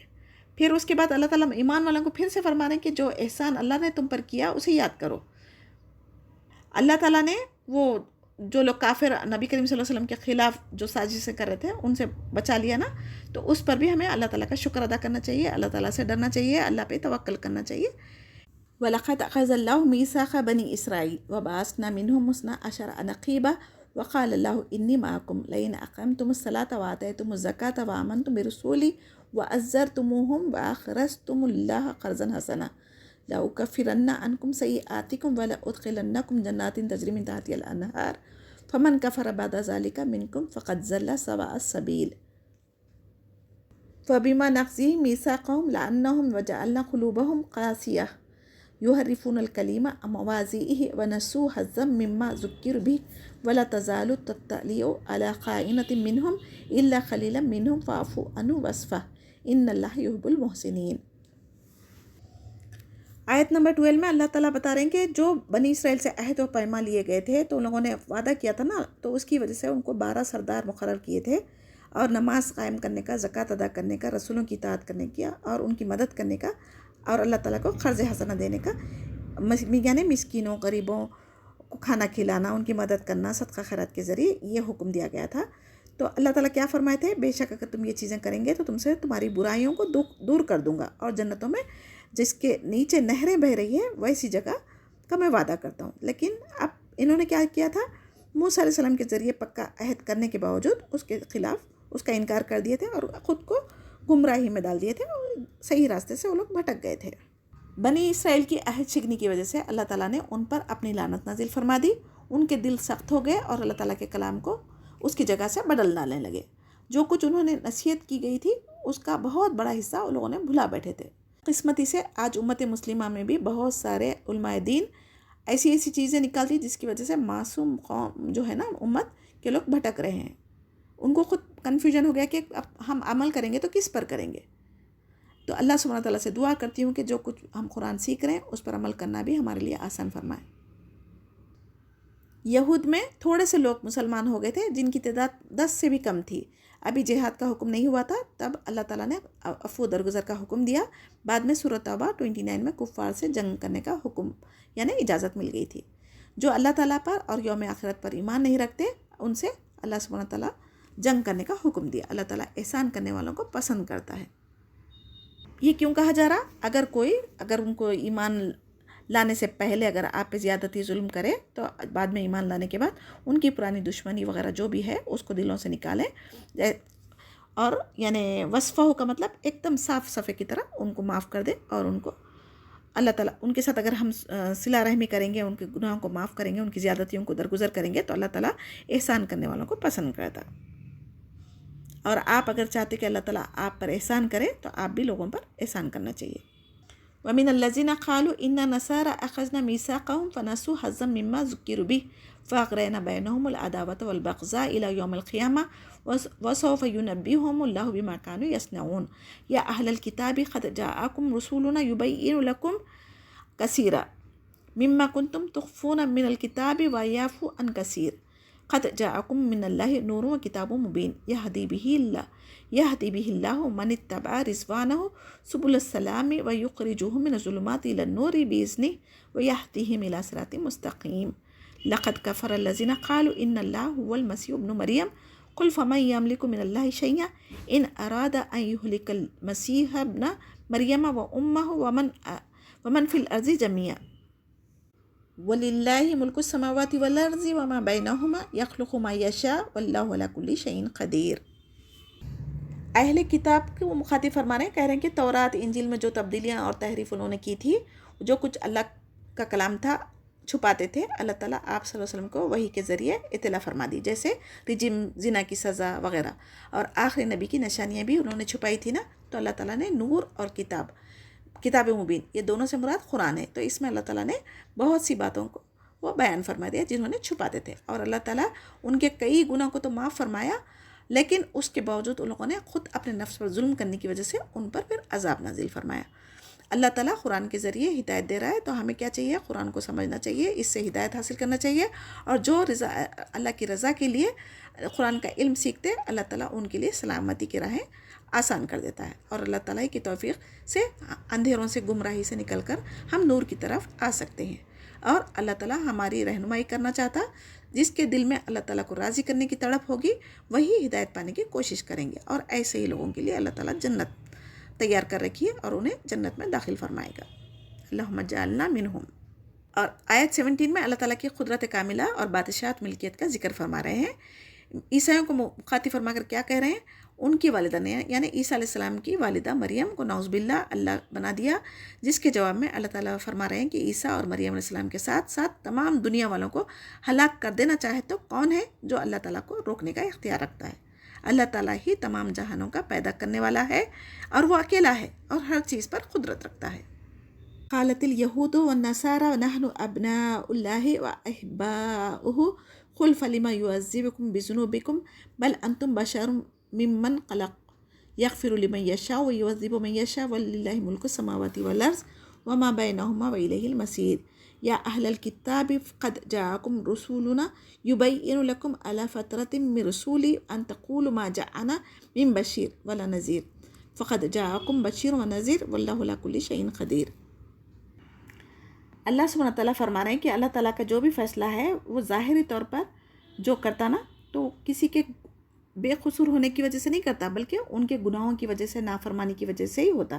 اللہ تعالیٰ قیامت کے دن بھی انصاف کے ساتھ فیصلہ کریں گا۔ ایمان اور تقوی اور عمل، یہ تینوں چیزیں ہوں گی تو آخرت کی کامیابی حاصل ہو سکتی۔ عذاب یا مغفرت کا فیصلہ اللہ تعالیٰ صرف اور صرف ایمان و تقوی کے مطابق ہی کریں گے۔ اہل کفر کے لیے دوزخ کا عذاب ہوگا۔ آپ صلی اللہ علیہ وسلم اپنی تعظیم کے لیے کسی کو کھڑے ہونے سے بھی منع فرماتے تھے۔ آج مسلمان ہم اپنی تعظیم کے لیے آگے لوگ قدم بھی چومے تو چومنے دیتے، یہ غلط ہے نا۔ تو اللہ سبحانہ تعالیٰ کیا فرمانے یہاں پر؟ اولیاء کی خبروں کو عبادت گاہ نہ بنائے، اور نہ ہی ان کو مشکل کشا حاجت روا سمجھے۔ اور کسی کی تعظیم کے لیے بھی ہم اتنا جھک جاتے ہیں کہ سلام کرنے کے لیے ان کے پیر قدم بوسی کرنے کے لیے پیر بھی چھوتے نا، یہ بھی اسلام میں جائز نہیں ہے۔ وَإِذْ قَالَ مُوسَىٰ لِقَوْمِهِ يَا قَوْمِ اذْكُرُوا نِعْمَتَ اللَّهِ عَلَيْكُمْ إِذْ جَعَلَ فِيكُمْ أَنْبِيَاءَ وَجَعَلَكُمْ مُلُوكًا وَآتَاكُمْ مَا لَمْ يُؤْتِ أَحَدًا مِنَ الْعَالَمِينَ قَوْمِ ادْخُلُوا الْأَرْضَ الْمُقَدَّسَةَ الَّتِي كَتَبَ اللَّهُ لَكُمْ وَلَا تَرْتَدُّوا عَلَىٰ أَدْبَارِكُمْ فَتَنْقَلِبُوا خَاسِرِينَ قَالُوا يَا مُوسَىٰ إِنَّ فِيهَا قَوْمًا جَبَّارِينَ وَإِنَّا لَن نَّدْخُلَهَا حَتَّىٰ يَخْرُجُوا مِنْهَا فَإِن يَخْرُجُوا مِنْهَا فَإِنَّا دَاخِلُونَ قَالَ رَجُلَانِ مِنَ الَّذِينَ يَخَافُونَ أَنْعَمَ اللَّهُ عَلَيْهِمْ ادْخُلُوا عَلَيْهِمُ الْبَابَ فَإِذَا دَخَلْتُمُوهُ فَإِنَّكُمْ غَالِبُونَ وَعَلَى اللَّهِ فَتَوَكَّلُوا إِن كُنتُم مُّؤْمِنِينَ۔ حضرت عیسیٰ علیہ السلام اور محمد صلی اللہ علیہ وسلم کے درمیان تقریباً 570 یا 600 سال کا فاصلہ ہے۔ یہ زمانہ فطرت کہلاتا ہے۔ اللہ تعالیٰ آپ کے ذریعے دنیا والوں کو ہدایت کا راستہ بتا دیے ہیں تاکہ کوئی یہ نہ کہہ سکے کہ ہمارے پاس تو کوئی ڈرانے والا پیغمبر نہیں آیا۔ اس آیت میں اللہ سبحانہ تعالیٰ موسیٰ علیہ السلام کی قوم کو اپنی نعمتوں کو جو دی تھی نا وہ یاد دلا رہے ہیں، اور تمام انبیاء بنی اسرائیل میں سے ہوئے تھے نا جن کا سلسلہ حضرت عیسیٰ علیہ السلام پر ختم ہوا، اور آخری نبی ہمارے اسماعیل علیہ السلام سے ہوئے۔ اسی طرح کئی بادشاہ بھی ان میں آئے، اور بادشاہت کچھ انبیاءوں کو مثلاً حضرت سلیمان علیہ السلام، حضرت داؤد علیہ السلام کو بھی ملی تھی نا، یہ سب اللہ تعالیٰ کا انعام ہے۔ اس میں اشارہ ہے ان انعامات اور معجزات کی طرف جن سے بنو اسرائیل نوازے گئے تھے، جیسے من سلوہ کا نزول، بادلوں کا سایہ، فرعون سے نجات، دریا میں راستہ بنا دینا۔ اس لحاظ سے بنی اسرائیل کی قوم اپنے زمانے میں فضیلت اور اونچے مقام کی حامل تھی، لیکن آخری نبی محمد صلی اللہ علیہ وسلم کے بعد اب یہ مقام فضیلت ان سے چھین کر ہمیں یعنی امت محمدیہ کو دیا گیا ہے۔ تو اب ہمیں کیا کرنا چاہیے؟ اللہ اور رسول کی اطاعت کرنا ضروری ہے، تبھی تو یہ فضیلت ہم میں باقی رہیں گی، ورنہ ہم بھی قیامت کے دن گمراہوں میں اٹھائے جائیں گے۔ بنی اسرائیل کا یعنی یعقوب علیہ السلام کا اصل گھر مکان کہاں تھا، رہائش کہاں تھی؟ بیت المقدس تھا، لیکن جب یوسف علیہ السلام مصر آ گئے تھے تو یہ لوگ بھی مصر، ان کی نسل بنی اسرائیل کی وہیں پر تھی۔ جب اللہ سبحانہ تعالیٰ نے حکم دیا کہ بیت المقدس جا کر پھر سے آباد ہو، تو وہاں پر کیا ہو گیا تھا؟ عمالقہ قوم وہاں پر حکمرانی کرنے لگی تھی۔ یہ بہت ہی طاقتور قوم تھی، تو ان سے لڑنے کے لیے موسیٰ علیہ السلام کی قوم نے انکار کر دیا تھا، اور انہوں نے کیا کہا تھا، ہم یہاں پر رہیں گے، آپ اور آپ کا خدا جا کے لڑے، یعنی جہاد سے انکار کر دیا تھا۔ قالوا یا موسیٰ انا لن ندخلها ابدا ما داموا فيها فاذهب انت وربك فقاتلا انا هاهنا قاعدون قال ربي انی لا املك الا نفسي واخي فافرق بیننا وبین القوم الفاسقین قال فإنها محرمة عليهم 40 سنة يتيهون في الارض فلا تأس على القوم الفاسقین، یعنی بنی اسرائیل کیا کرے تھے، عمالقہ قوم کی بہادری کی وجہ سے ڈر کے اللہ تعالیٰ کے وعدے پر یقین نہیں کرے تھے، نہ موسیٰ علیہ السلام کا ساتھ دیے تھے، بلکہ انہوں نے وہیں پر بیٹھ گئے اور بیت المقدس فتح کرنے میں بھی موسیٰ علیہ السلام کو ساتھ نہیں دیے۔ یہاں پر پھر ہمیں اللہ تعالیٰ کیا تاکید فرما رہے ہیں کہ اللہ پر توکل کرنا چاہیے، طاقت اور قوت کے سامنے اللہ تعالیٰ کو ہم کبھی بھی کمتر نہیں سمجھ سکتے۔ ظاہری اسباب کے بجائے اللہ پر توکل اگر مومنوں کا ہوگا اور اللہ اور رسول کی اطاعت کریں گے تو وہیں پر کامیابی ہمیں مل سکتی ہے۔ بنو اسرائیل میں 2 شخص جو نیک تھے، اللہ تعالیٰ کا فضل تھا ان پر، تو انہوں نے کیا کہا، تم دروازے میں قدم تو رکھو اللہ کے نام سے، پھر اللہ تعالیٰ تم کو غالب کر دے گا، تم اگر مومن ہو تو اللہ پر بھروسہ کر کے تو دیکھو۔ انہوں نے موسیٰ علیہ السلام کی بات نہیں مانی، تو پھر موسیٰ علیہ السلام نے اپنی نافرمان قوم کے مقابلے میں اپنی بے بسی کا اظہار اللہ تعالیٰ کے سامنے فرما رہے تھے اور اپنی برات کا اعلان کر رہے تھے۔ سوائے موسیٰ اور بھائی ان کے ہارون علیہ السلام کے کوئی میرے اختیار میں نہیں ہے، اس قوم سے جدائی ڈالنے کی بھی انہوں نے دعا فرمائی تھی۔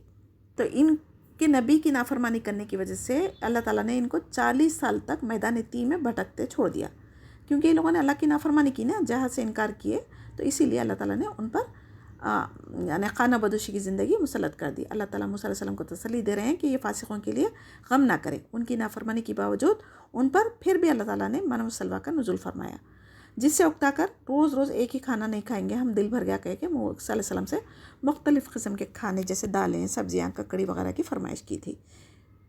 یہیں پر بادلوں کا سایہ ہوا تھا، پتھر پر لاٹھی مارنے سے 12 قبیلوں کے لیے 12 چشمے جاری ہوئے تھے، اور کئی انعامات ہیں جو 40 سال تک ان کو ملتے رہے۔ پھر 40 سال بعد اس قوم نے بیت المقدس میں داخل ہوئی تھی۔ پیغمبر دعوت تبلیغ دینے کے باوجود دیکھتے ہیں کہ قوم سیدھا راستہ اختیار کرنے کے لیے تیاری نہیں تھی، جس میں دین دنیا کی بھلائی ہے تو فطری طور پر سخت دلی تکلیف ہوتی تھی۔ یہی حال آپ صلی اللہ علیہ وسلم کا بھی تھا، جس کا ذکر قرآن میں کئی جگہ ہے۔ اللہ تعالیٰ اپنے نبیوں کو تسلی فرما رہے ہیں کہ دعوت تبلیغ کے بعد اگر کوئی نہ مانے تو اس کی سزا اس کو ہی ملے گی۔ آپ صلی اللہ علیہ وسلم اس سے بری ذمہ ہو گئے، یعنی تاکہ وہ غمگین نہ ہو۔ تو ہمیں بھی اس آیت سے کیا پتہ چل رہا، دین کے راستے میں دعوت اسلام کی تبلیغ کرنا ہر مسلمان مرد عورت پر فرض ہے۔ ہاں، ہر حال میں ہم اگر کوشش کرنے کے باوجود اگر کوئی ہدایت پہ نہیں آئے تو اس کا ذمہ دار وہ ہوگا، اس کی ذمہ داری ہم پر نہیں ہوگی، اور نہ ہی اللہ سبحانہ تعالیٰ اس کے بارے میں ہمیں سوال کریں گے۔ وَاتْلُ عَلَيْهِمْ نَبَأَ ابْنَ آدَمَ بِالْحَقِّ إِذْ قَرَّبَا قُرْبَانًا فَتُقُبِّلَ مِنْ أَحَدِهِمَا وَلَمْ يُتَقَبَّلْ مِنَ الْآخَرِ قَالَ لَأَقْتُلَنَّكَ قَالَ إِنَّمَا يَتَقَبَّلُ اللَّهُ مِنَ الْمُتَّقِينَ لَئِن بَسَطتَ إِلَيَّ يَدَكَ لِتَقْتُلَنِي مَا أَنَا بِبَاسِطٍ يَدِيَّ إِلَيْكَ لِأَقْتُلَكَ إِنِّي أَخَافُ اللَّهَ رَبَّ الْعَالَمِينَ إِنِّي أُرِيدُ أَن تَبُوءَ بِإِثْمِي وَإِثْمِكَ فَتَكُونَ مِنْ أَصْحَابِ النَّارِ وَذَلِكَ جَزَاءُ الظَّالِمِينَ فَطَوَّعَتْ لَهُ نَفْسُهُ قَتْلَ أَخِيهِ فَقَتَلَهُ فَأَصْبَحَ مِنَ الْخَاسِرِينَ فَبَعَثَ اللَّهُ غُرَابًا يَبْحَثُ فِي الْأَرْضِ لِيُرِيَهُ كَيْفَ يُوَارِي سَوْءَةَ أَخِيهِ قَالَ يَا وَيْلَتَى أَعَجَزْتُ أَنْ أَكُونَ مِثْلَ هَذَا الْغُرَابِ فَأُوَارِيَ سَوْءَةَ أَخِي فَأَصْبَحَ مِنَ النَّادِمِينَ۔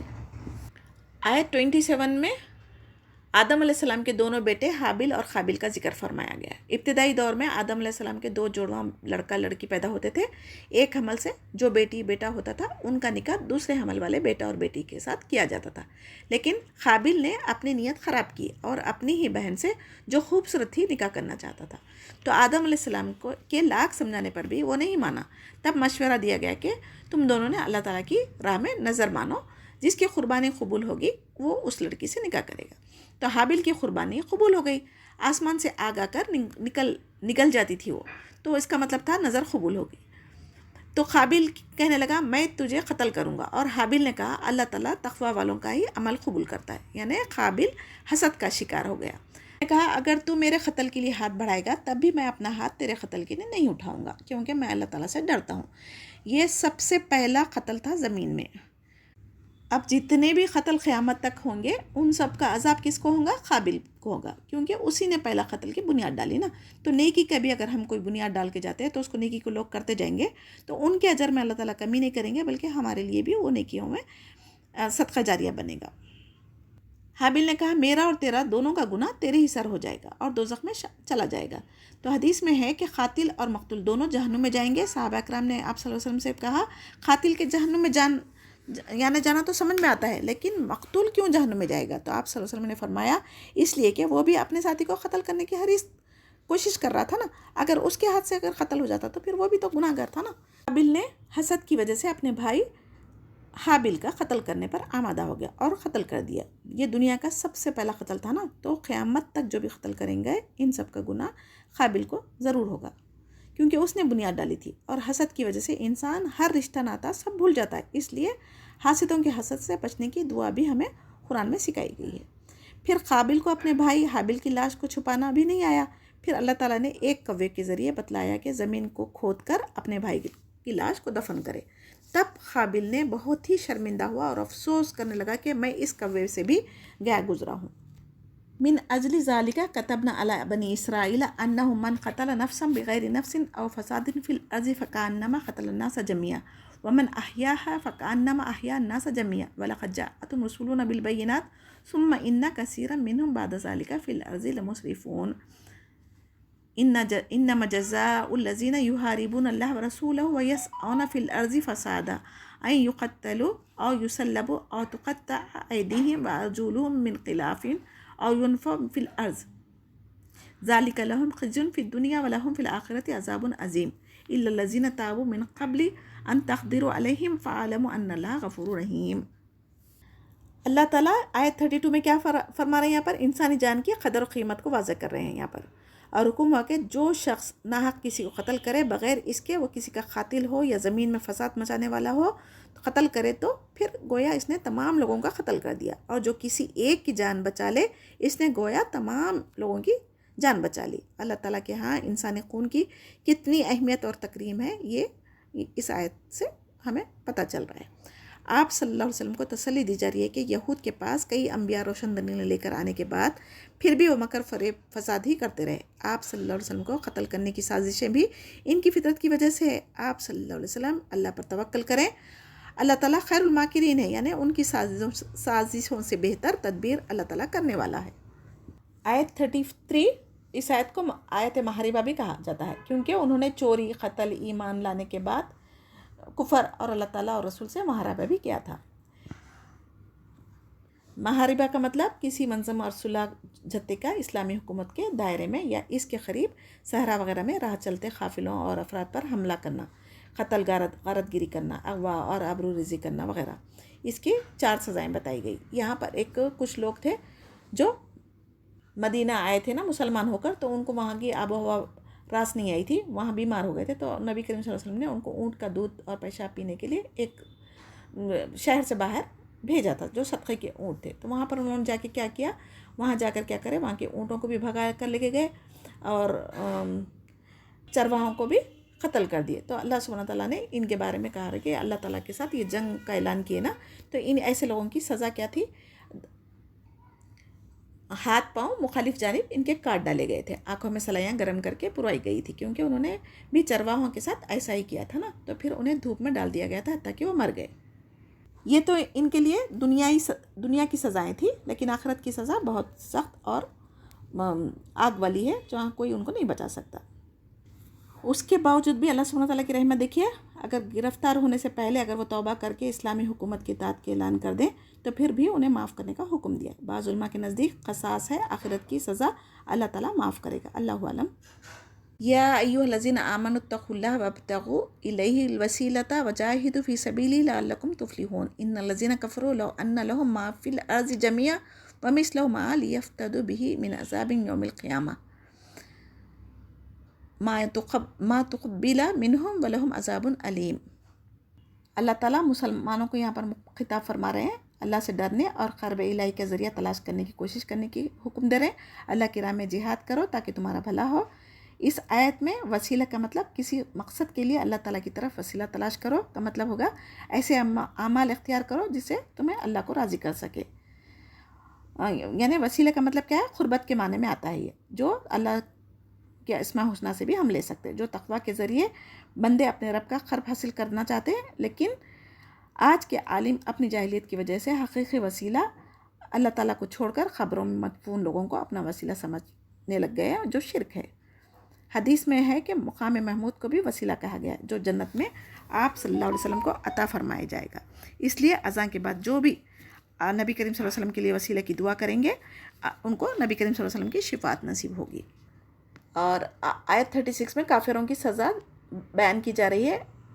حدیث مبارکہ میں ہے کہ ایک دوزخی کو دوزخ سے نکال کر اللہ تعالیٰ کی بارگاہ میں پیش کیا جائے گا. اللہ تعالیٰ اس سے پوچھے گا تو نے اپنی آرام گاہ یعنی خبر کیسی پائی؟ وہ کہے گا بدترین. اللہ تعالیٰ فرمائے گا جو ساری دنیا میں جو سونا چاندی وغیرہ دے کر بھی اگر تو فدیہ کے طور پر آخرت کے عذاب سے چھٹکارا حاصل کرنے کی کوشش کریں گا، تو اس نے کہا ہاں میں وہ دے کر بھی اپنا چھٹکارا حاصل کرنے کی کوشش کروں گا. تو اللہ تعالیٰ نے کیا فرمایا؟ اب فدیہ قبول نہیں کیا جائے گا اور اسے دوبارہ دوزخ میں ڈال دیا جائے گا. اللہم اجرنا من النار. یریدون ان یخرجوا من النار وما هم بخارجین منها ولهم عذاب مقیم. وسارق وسارقات فاقطعوا ایدیہما جزاء بما کسبا نکالا من اللہ واللہ عزیز حکیم. فمن تاب من بعد ظلمه واصلح فإن اللہ یتوب علیہ ان اللہ غفور رحیم. کافروں کی جو حسرت ہویں گی نا دوزخ سے نکل جانے کی، نکلنا چاہیں گے لیکن اللہ تعالیٰ اس کا رد فرما رہے ہیں، وہ ہرگز اس میں سے نہیں نکل سکیں گے. ان کے لیے ہمیشہ ہمیشہ کا عذاب ہے. حدیث میں ہے کہ مسلمانوں کو مومنوں کے بالآخر سزا کے بعد جہنم سے نکال لیا جائے گا، یہ امید کی جا سکتی. اللہ عالم. اور آیت 38 میں چوری کرنے والوں کی سزا بیان کی جا رہی ہے. یہاں پر مرد ہو یا عورت، اگر 1/4 دینار یا 3 درہم کی مساوی قیمت کی اگر کوئی چیز چوری کی تو ان کے ہاتھ کاٹنے کی سزا دی جائے گی. اس سے کم کی چوری پر ہاتھ نہیں کاٹے جائیں گے. یہ اللہ تعالیٰ کی حکمت ہے. اگر ایسی سزائیں ملنے لگی تو لوگ جرم کرنا چھوڑ دیں گے اور تمام لوگ امن و امان سے رہ سکتے، بغیر کسی خوف کی زندگی بسر کر سکتے ہیں نا. تو اسی لیے اللہ سبحانہ تعالیٰ نے ایسی سزائیں مقرر کی. لیکن لوگ کیا کہتے ہیں؟ ہاتھ کاٹ دینے سے ایک معذور ہو جائیں گا نا. تو یہ خوف اگر دل میں رہیں گا تبھی تو چوری نہیں کریں گا نا. اپنے گناہوں کے بعد توبہ کر لے اور اپنی اصلاح کر لے تو اللہ تعالیٰ رحمت والا ہے، وہ ضرور توبہ کو قبول کریں گا. جو کبیرہ گناہوں پر حد اللہ تعالیٰ نے مقرر کیے نا، تو کہا جاتا ہے کہ وہ حد معاف نہیں ہوں گی. اللہ تعالیٰ آخرت کی سزا اسے معاف کر سکتا. علم تعلم ان اللہ لہ ملک السماوات والارض یعذب من یشاء ویغفر لمن یشاء واللہ علی کل شیء قدیر. اللہ تعالیٰ کی وحدانیت اور ہر چیز کی قدرت رکھنے کی صفات یہاں بیان کی گئی ہے. زمین و آسمان کی بادشاہت اللہ تعالیٰ کی ہے، جسے چاہے وہ آخرت میں معاف کر سکتا، جسے چاہے سزا دے سکتا. یا ایھا الرسول لا يحزنک الذین یسارعون فی الکفر من الذین قالوا آمنا بافواہہم ولم تؤمن قلوبهم ومن الذین حادوا سماعون للکذب سماعون لقوم آخرین لم یأتوک یحرفون الکلم من بعد مواضعہ یقولون ان اوتیتم ھذا فخذوہ وَإِن لَمْ تُؤْتُوهُ فَاحْذَرُوا وَمَن يُرِدِ اللَّهُ فِتْنَتَهُ فَلَن تَمْلِكَ لَهُ مِنَ اللَّهِ شَيْئًا أُولَٰئِكَ الَّذِينَ لَمْ يُرِدِ اللَّهُ أَن يُطَهِّرَ قُلُوبَهُمْ لَهُمْ فِي الدُّنْيَا خِزْيٌ وَلَهُمْ فِي الْآخِرَةِ عَذَابٌ عَظِيمٌ. آپ صلی اللہ علیہ وسلم کو اہل کفر یعنی شرک کرنے، ایمان نہ لانے اور ہدایت کا راستہ نہ اپنانے پر جو تکلیف اور افسوس ہوتا تھا نا، اس پر بہت زیادہ غمگین ہوا کرتے تھے اور ان کی ہدایت کے طلبگار رہتے تھے. تو آپ صلی اللہ علیہ وسلم کو اس میں تسلی دی گئی کہ ان کے بارے میں آپ سے سوال نہیں کیا جائے گا. یہ یہود اور منافقوں کے بارے میں ہے. اللہ تعالیٰ کہہ رہے ہیں کہ اگر یہ ایمان نہیں لے کر آئیں گے تو اس کو آپ اپنے دل پر نہ لیں. یہود کا ایک قبیلہ اپنے آپ کو دوسرے قبیلے سے زیادہ معزز اور محترم سمجھتا تھا، اور اسی کے لیے انہوں نے اپنے مقتول کی دیت 100 وثق اور دوسرے قبیلے کے لیے 50 وثق مقرر کر رکھی تھی. جب آپ صلی اللہ علیہ وسلم مدینہ منورہ تشریف لائے تو یہودی کے دوسرے قبیلے والوں کو کچھ حوصلہ ہوا کہ وہ 100 وثق دیت دینے سے انکار کیا. قریب تھا کہ ان کے درمیان لڑائی چھڑ جاتی، لیکن کچھ سمجھدار لوگ آپ صلی اللہ علیہ وسلم سے فیصلہ کروانے کے لیے رضامند ہو گئے تھے. تب یہ آیت قصاص کی نازل ہوئی. قصاص میں خاندان قبیلہ کو نہیں دیکھا جائے گا، بلکہ جان کے بدلے میں جان، مرد کے بدلے مرد، عورت کے بدلے میں عورت، آزاد کے بدلے میں آزاد، غلام کے بدلے میں غلام. جو جس کا قتل کیا اس قصاص میں اسی کا قتل کیا جائے گا.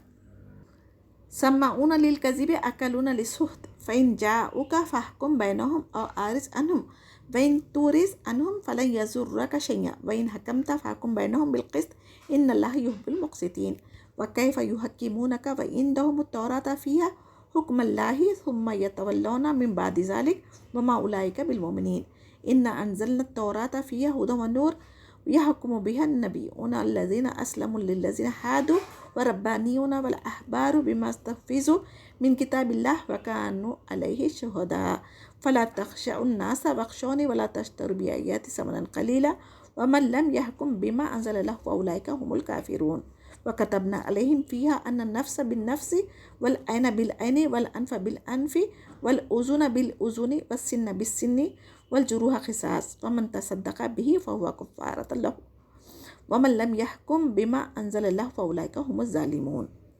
آیت 42 میں سماعون کے معنی بہت زیادہ سننے والے۔ اس کے دو مفہوم ہیں، ایک جاسوسی کرنے کے لیے سننا اور زیادہ باتیں سن کے دوسروں کو لگانا، اور دوسرا دوسروں کی باتیں ماننے اور قبول کرنے کے لیے سننا۔ آپ صلی اللہ علیہ وسلم کو یہاں پر اختیار دیا جا رہا ہے کہ یہود نصارہ جھوٹ اور حرام کھانے کے لیے عادی ہو چکے تھے نا، تو اپنے فائدے کے لیے فیصلے کروانے کے لیے کبھی اگر آپ صلی اللہ علیہ وسلم کے پاس آئے تو آپ چاہے تو انکار کر دیں، چاہے تو آپ فیصلہ کر دیں، مگر جب بھی فیصلہ کریں گے عدل و انصاف کے ساتھ فیصلہ کرنے کا حکم ہوا ہے۔ اللہ تعالیٰ عدل و انصاف کرنے والا ہے نا، تو عدل کے ساتھ ہمیں بھی فیصلے کرنا چاہیے۔ تورات میں تمام احکامات موجود تھے، پھر بھی انہوں نے تحریف کر دی تھی، جس کی وجہ سے اصلی حالت میں اب کوئی آسمانی کتاب باقی نہیں رہی سوائے قرآن مجید کے، جس کی حفاظت کی خود اللہ تعالیٰ نے ذمہ داری لی ہے۔ تو اپنی کتابوں میں احکام ہونے کے باوجود آپ صلی اللہ علیہ وسلم کے پاس آتے، پھر آپ صلی اللہ علیہ وسلم جو فیصلہ کرتے اس کو نہیں مانتے تھے۔ دراصل یہ ایمان و یقین اللہ تعالیٰ پر رکھتے ہی نہیں تھے نا۔ اور آج ہم مسلمان بھی ہمارے اپنی شریعت کو چھوڑ کر کورٹ کچہری کے چکروں میں جا رہے ہیں نا، تو ہم بھی آج انہی کی مشابہت اختیار کرے ہوئے ہیں۔ بنی اسرائیل کو تورات دی گئی تھی، اس میں ہدایت و نور دونوں تھا۔ ہر پیغمبر کی دعوت کیا تھی؟ توحید کی تھی۔ جتنے بھی رسول آئے سب اللہ تعالیٰ کی وحی کے مطابق ہی اپنی امتوں کو کہتے تھے، اور اس کی کتاب کی حفاظت کرنے کا بھی حکم دیا گیا تھا۔ لیکن ان لوگوں نے کیا کیا؟ بغیر اللہ تعالیٰ سے ڈرے کے اس میں تبدیلی و تحریف کرنے لگے، اور رشوت کے طور پر تحفے تحائف قبول کر کے عام کے لیے الگ مسئلے رکھتے تھے، اور جو مالدار ہوتے تھے ان کے لیے الگ فتوے دیا کرتے تھے۔ اس آیت میں بات تو بنی اسرائیل کی ہے، لیکن ہمارے لیے تاکید کی گئی کہ دنیا والوں سے ڈر کر قرآن کے خلاف فیصلے نہ کریں۔ جو لوگ اللہ تعالیٰ کی شریعت کو چھوڑ کر فیصلے کریں وہ کافر ہیں۔ پھر مسلمان کیسے ایمان کے بدلے میں کفر پر راضی ہو سکتے؟ اللہ تعالیٰ ہم سے سوال کر رہے ہیں۔ وَقَفَّيْنَا عَلَىٰ آثَارِهِم بِعِیسَىٰ ابْنِ مَرْیَمَ مُصَدِّقًا لِمَا بَیْنَ یَدَیْہِ مِنَ التَّوْرَاةِ وَآتَیْنَاهُ الْإِنجِیلَ فِیہِ ھُدًى وَنُورٌ وَمُصَدِّقًا لِمَا بَیْنَ یَدَیْہِ مِنَ التَّوْرَاةِ وَھُدًى وَمَوْعِظَةً لِلْمُتَّقِین وَلْیَحْکُمْ أَہْلُ الْإِنجِیلِ بِمَا أَنزَلَ اللَّهُ فِیہِ وَمَن لَم یَحْکُم بِمَا أَنزَلَ اللَّهُ فَأُولَٰئِکَ هُمُ الْفَاسِقُونَ۔ اللہ تعالیٰ نے جو شریعت کے احکامات ہیں اس کے مطابق فیصلہ نہ کرنے اور زندگی کے تمام معاملات میں قرآن و سنت سے رہنمائی حاصل کرنے کی تاکید فرمائی ہے۔ اگر ایسا نہیں کرے تو اللہ تعالیٰ 3 لفظوں میں اپنی ناراضگی ظاہر کی ہے۔ نمبر 1 ظالم کہا، دوسرا کافر، تیسرا فاسق۔ یعنی کافر ہوگا یعنی مسلمان نام کا ہوگا، لیکن یہ اصل دیکھا گیا تو اللہ کے کتاب کے حساب سے فیصلہ نہیں کرے گا، وہ کافر ہے، فاسق ہے، فاجر ہے، ظالم ہے۔ تو اللہ تعالیٰ کی ناراضگی اور غضب کا بھرپور اظہار فرما دیا یہاں پر۔ اب اس کے بعد انسان کو خود اپنی خواہشات کو اہمیت دینا ہے یا اللہ سے ڈرنا ہے، یہ ہمیں سوچنا چاہیے۔ یعنی انبیاءوں کا ذکر ہونے کے فوراً بعد حضرت عیسیٰ علیہ السلام کو یہاں پر بھیجا گیا تھا۔ اب پہلے سے نازل کردہ تورات میں بھی تصدیق کرنے والی تھی یہ کتاب، یعنی یہودیوں کو معلوم تھا کہ حضرت عیسیٰ علیہ السلام آئیں گے اور ان کو بھی شریعت دی جائیں گی، ان کو بھی کتاب دی جائیں گی، لیکن یہودی نے کیا کیا تھا؟ ان کی بھی تکذیب کی، اور انجیل جس میں نور اور ہدایت تھا اس کو بھی، اور تورات کی تصدیق کرتی تھی نا، اس کو بھی، اس کے اوپر بھی ایمان نہیں لائے تھے۔ جو ہدایت کا ذریعہ تھی ان کے لیے اس کو بھی اللہ تعالیٰ کی کتاب نہیں مانے تھے۔ پھر قرآن کریم جب نازل ہوا تو تورات و انجیل دیگر آسمانی صحیفے جو بھی آئے تھے نا، ان سب کے یعنی احکامات منسوخ ہو گئے تھے اور آسمانی کتابوں کا سلسلہ ختم ہو گیا تھا۔ تب کیا کہتے تھے یہ یہودی؟ ہم تو ہماری کتاب جو تورات زبور تھی نا، انجیل تھی نا، ہم اس پر ایمان لاتے۔ تو اللہ سبحانہ تعالیٰ یہاں پر گلا بھی ان سے یہی کر رہے ہیں کہ جب جس شریعت میں یہ لوگ پیدا کیے گئے تھے تب وہ شریعت کو نہیں مانے۔ جب قرآن آنے کے بعد اللہ تعالیٰ نے خود ان کتابوں کو منسوخ کر دیے، تو پھر اب انہوں کا ارادہ تھا کہ وہ کتابوں پر عمل کریں گے۔ تو ہے یہ نا ٹیڑھپن ان کی فطرت میں۔ اب دیکھا گیا تو کیا ہے، تمام انسانیت کے لیے قرآن نازل کیا گیا، اور انسانوں کی فلاح کامیابی صرف اور صرف قرآن اور حدیث کے ذریعے ہی ہو سکتی۔ جو اس کے مطابق زندگی گزارے گا وہی کامیاب ہے، اور نافرمانی کرنے والا کافر ہے۔ یعنی قرآن اور محمد صلی اللہ علیہ وسلم کے کسی ایک فرقے کے لیے نہیں بھیجی گئی، بلکہ تمام انسانیت کے لیے بھیجی گئی۔ اسی کے بغیر نجات ناممکن ہے۔ وَأَنزَلْنَا إِلَيْكَ الْكِتَابَ بِالْحَقِّ مُصَدِّقًا لِمَا بَيْنَ يَدَيْهِ مِنَ الْكِتَابِ وَمُهَيْمِنًا عَلَيْهِ فَاحْكُم بَيْنَهُم بِمَا أَنزَلَ اللَّهُ وَلَا تَتَّبِعْ أَهْوَاءَهُمْ عَمَّا جَاءَكَ مِنَ الْحَقِّ لِكُلٍّ جَعَلْنَا مِنكُمْ شِرْعَةً وَمِنْهَاجًا وَلَوْ شَاءَ اللَّهُ لَجَعَلَكُمْ أُمَّةً وَاحِدَةً وَلَكِنْ لِيَبْلُوَكُمْ فِيمَا آتَاكُمْ فَاسْتَبِقُوا الْخَيْرَاتِ إِلَى اللَّهِ مَرْجِعُكُمْ جَمِيعًا فَيُنَبِّئُكُم بِمَا كُنتُمْ فِيهِ تَخْتَلِفُونَ وَأَنِحْكُم بَيْنَهُم بِمَا أَنزَلَ اللَّهُ وَلَا تَتَّبِعْ أَهْوَاءَهُمْ وَاحْذَرْهُمْ أَن يَفْتِنُوكَ عَن بَعْضِ مَا أَنزَلَ اللَّهُ إِلَيْكَ فَإِن تَوَلَّوْا فَاعْلَمْ أَنَّمَا يُرِيدُ اللَّهُ أَن يُصِيبَهُم بِبَعْضِ ذُنُوبِهِمْ وَإِنَّ كَثِيرًا مِنَ النَّاسِ لَفَاسِقُونَ أَفَحُكْمَ الْجَاهِلِيَّةِ يَبْغُونَ وَمَنْ أَحْسَنُ مِنَ اللَّهِ حُكْمًا لِقَوْمٍ يُوقِنُونَ۔ آپ صلی اللہ علیہ وسلم کو بار بار تاکید کریں کہ ان کے معاملات، یہود و نصارہ کے جو معاملات ہوتے تھے ان کے صرف قرآن کے مطابق فیصلہ کریں، ان کی خواہشوں کی تابعداری نہ کریں۔ اگر آپ صلی اللہ علیہ وسلم کو قرآن کے مطابق فیصلے کرنے سے وہ روک دے، اگر یہود آپ کے قرآن کو فیصلے سے منہ موڑ لے تو آپ غمگین نہ ہوں، اللہ تعالیٰ کا ارادہ پہنچ کر ہی رہیں گا، ان کے گناہوں کی سزا انہیں دی جائے گی۔ اکثر لوگ فاسق ہوتے ہیں جو اللہ تعالیٰ کا حکم ماننا ہی نہیں چاہتے، تو ان کے لیے آپ غمگین نہ ہو۔ اب ہمارے لیے قرآن اور اسلام یہ دونوں چیزیں ہدایت اور روشنی کا ذریعہ ہے، باقی کے سب دین جاہلیت کی طرف لے کر جاتے۔ یا ایھا الذین آمنوا لا تتخذوا اليہود والنصارى اولیاء بعضهم اولیاء بعض ومن یتولہم منکم فانہ منہم ان اللہ لا یہدی القوم الظالمین۔ یعنی ان آیتوں میں آپ دیکھ رہے ہیں بار بار تاکید کر رہے ہیں اللہ تعالیٰ یہود و نصارہ کو اپنا جگری دوست نہ بنائے، جو اسلام کے اور مسلمانوں کے یہ دشمن ہے نا، ایسا کرنے والوں پر سخت وعید بیان فرمائی گئی ہے۔ جو ان سے دوستی کرے گا وہ انہی میں سے ہو جائے گا۔ قرآن کی اس آیت سے حقیقت کا مشاہدہ ہر مسلمان کر سکتا ہے۔ یہود و نصارہ کا اگرچہ آپس میں عقائد کے لحاظ سے شدید اختلاف ہے اور باہمی بغض و عناد ہے، لیکن اس کے باوجود جب مسلمانوں کے خلاف اور اسلام کے خلاف اگر کوئی بات ہوتی تو وہ یہود و نصارہ ایک ہو کر مسلمانوں کو تکلیف پہنچاتے تھے۔ اس آیت کا شان نزول یہ ہے کہ حضرت عبادہ بن صامت انصاری رضی اللہ تعالیٰ عنہ اور رئیس المنافقین عبداللہ بن ابی دونوں ہی عہد جاہلیت سے یہود کے حلیف چلے آ رہے تھے۔ جب بدر میں مسلمانوں کو فتح حاصل ہوئی تو عبداللہ بن ابی نے بھی اسلام کا اظہار کیا۔ ادھر بنو قینقاع کے یہودیوں نے بھی تھوڑے ہی دنوں میں فتنہ برپا کر دیا تھا اور وہ پکڑے گئے تھے، جس پر حضرت عبادہ رضی اللہ تعالیٰ نے اپنے یہودی حلیفوں سے اعلان برات کر دیا تھا، لیکن عبداللہ بن ابی یہودیوں کو بچانے کی ہر ممکن کوشش کر رہا تھا۔ تو اللہ سبحانہ تعالیٰ یہاں فرما رہے ہیں کہ ظالموں کو اللہ تعالیٰ ہدایت نہیں دیتا۔ تو وہ ظاہری طور پر منافق تھا نا، ایمان لایا کہتا تھا لیکن تھا تو وہ منافق۔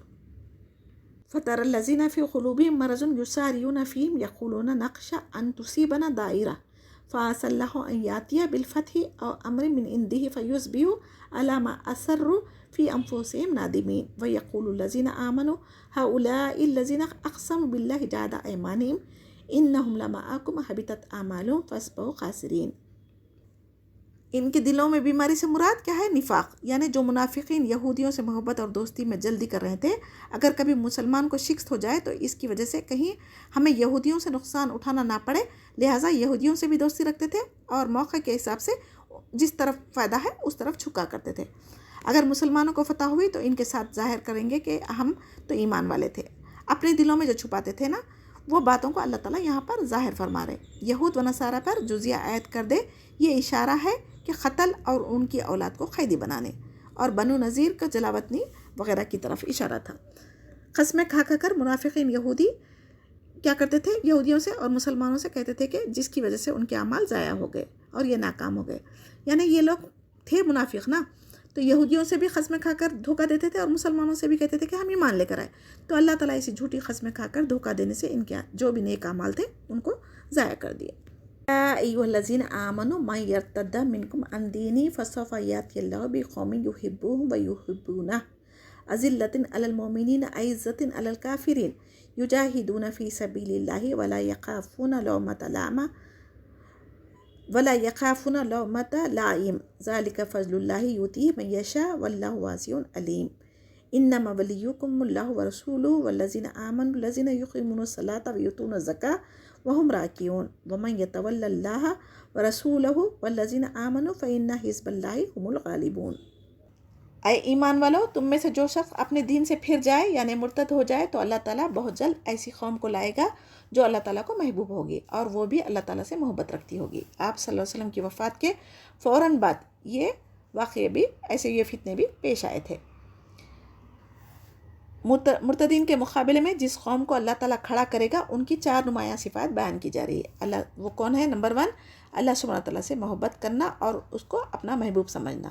دوسرا، اہل ایمان کے لیے نرم اور کفار پر سخت ہوں گے۔ تیسرا، اللہ تعالیٰ کی راہ میں جہاد کریں گے، جان سے مال سے لڑیں گے۔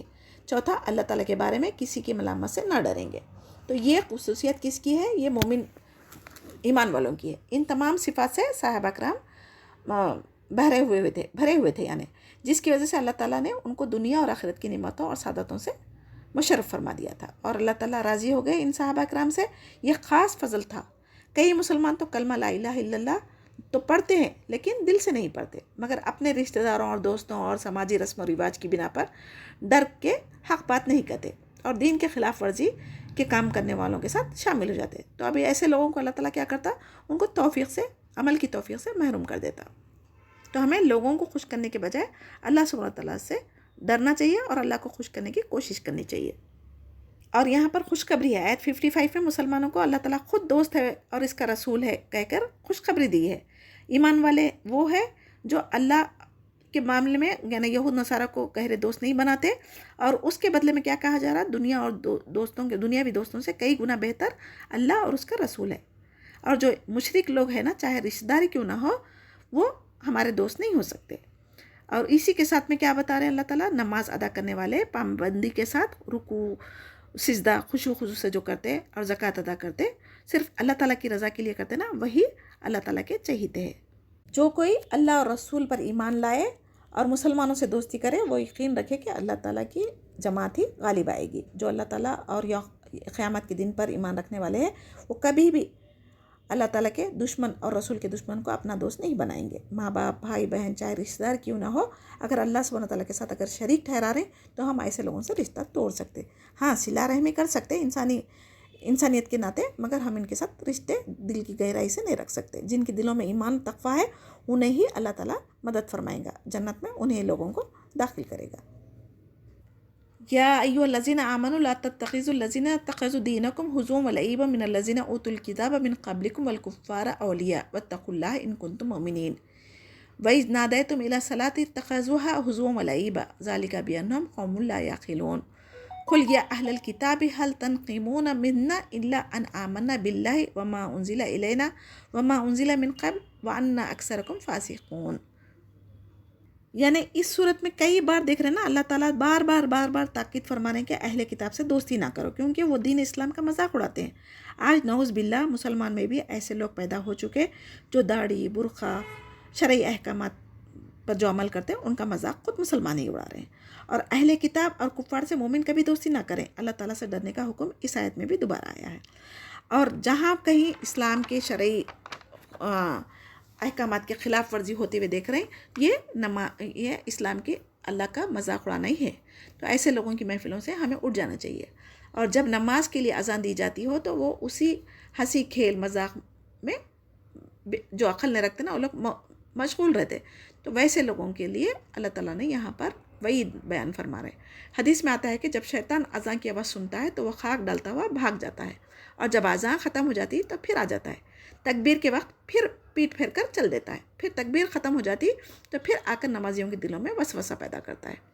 تو شیطان کی طرح اس کے پیروکاروں کو بھی اذان اچھی نہیں لگتی، اسی لیے وہ اس کا مذاق اڑاتے ہیں، جیسے کہ آج کل خود مسلمان کو فجر کی اذان پر اعتراض ہو رہا ہے۔ اس آیت میں نماز کے لیے ندا یعنی اذان کے لیے کہا گیا ہے، مگر طریقہ اور الفاظ کہیں بھی قرآن میں نہیں ملتے، مگر اذان کے الفاظ فرشتے کے ذریعے حضرت عمر رضی اللہ تعالیٰ عنہ اور عبداللہ بن زید دونوں کو خواب میں اذان کے الفاظ سنائے گئے تھے۔ نماز کا بھی حکم قرآن میں ہے، مگر رکعتیں حدیث سے ملتی ہے، لہٰذا قرآن کے ساتھ ساتھ ہمیں حدیث پر بھی ایمان اور عمل ضروری ہے. حدیث کا انکار کرنا بھی کفر ہے. دیکھیں اب اکثر شادیوں میں دیکھیں ہم لوگ ناچ گانا، ویڈیوگرافی، غیر یعنی محرم کے سامنے نکلنا کرنا، یہ ساری چیزیں ہو رہی نا، تو اللہ کے شرعی احکامات کا مذاق اڑانا ہے. تو ویسی محفلوں میں ہمیں نہیں بیٹھنا چاہیے، ہمیں نکل جانا چاہیے. اللہ تعالیٰ ہم سے جو گناہ ہو کے اسے معاف فرمائے، آگے ہمیں ان سے بچنے کی توفیق عطا فرمائے. آمین یا رب. آپ صلی اللہ علیہ وسلم کو یہود و نصارہ سے کہنے کا حکم دیا جا رہا ہے کہ تم ہم سے اس وجہ سے دشمنیاں کر رہے ہو کہ اللہ تعالیٰ پر اور جو کچھ قرآن میں ہماری طرف نازل کیا گیا اس پر ہم ایمان لائے. مسلمانوں کے دشمن اکثر فاسق لوگ ہی ہوتے ہیں. آج بھی دیکھیں فلسطین میں مسلمان نہ ہونے کی وجہ سے ان پر کتنے ظلم ڈھا رہے ہیں، تو اللہ تعالیٰ ان کے لیے آخرت میں بہترین اجر رکھا ہے. قل هل انبئکم بشر من ذلك مثوبة عند الله من لعنه الله وغضب عليه وجعل منهم القردة والخنازير وعبد الطاغوت اولئك شر مكانا واضل عن سواء السبيل وإذا جاءوكم قالوا آمنا وقد دخلوا بالكفر وهم قد خرجوا به والله أعلم بما كانوا يكتمون وترى كثيرا منهم يسارعون في الإثم والعدوان وأكلهم السحت لبئس ما كانوا يعملون لولا ينهاهم الربانيون والأحبار عن قولهم الإثم وأكلهم السحت لبئس ما كانوا يصنعون. جس پر اللہ تعالیٰ کی لعنت ہے اور اللہ کے عذاب کی وجہ سے بعض سور اور بندر بنا دیے گئے ہیں، یعنی اہل کتاب مسلمانوں سے اس لیے ناراض ہوتے تھے کہ اللہ تعالیٰ اور تمام آسمانی کتابوں پر اور قرآن کریم پر ایمان رکھتے ہیں. کیا یہ کوئی قصور ہے مسلمانوں کا؟ نہیں نا. البتہ تم میں بدترین لوگ اور گمراہ ترین لوگ وہ ہے جو نفرت اور مذمت کے قابل ہے، جن پر اللہ تعالیٰ نے لعنت اور غضب کیا، اور جن میں بعض کو اللہ تعالیٰ نے بندر اور سور بنا دیے تھے، اور جنہوں نے طاغوت کی پوجا کی وہ اپنا کردار آئینے میں خود دیکھ لیں. مسلمانوں کو برا بھلا کہنے، مسلمانوں کی شریعت پر نکتہ چینی کرنے، انگلیاں اٹھانے سے پہلے وہ اپنے گریبان میں خود دیکھ لیں.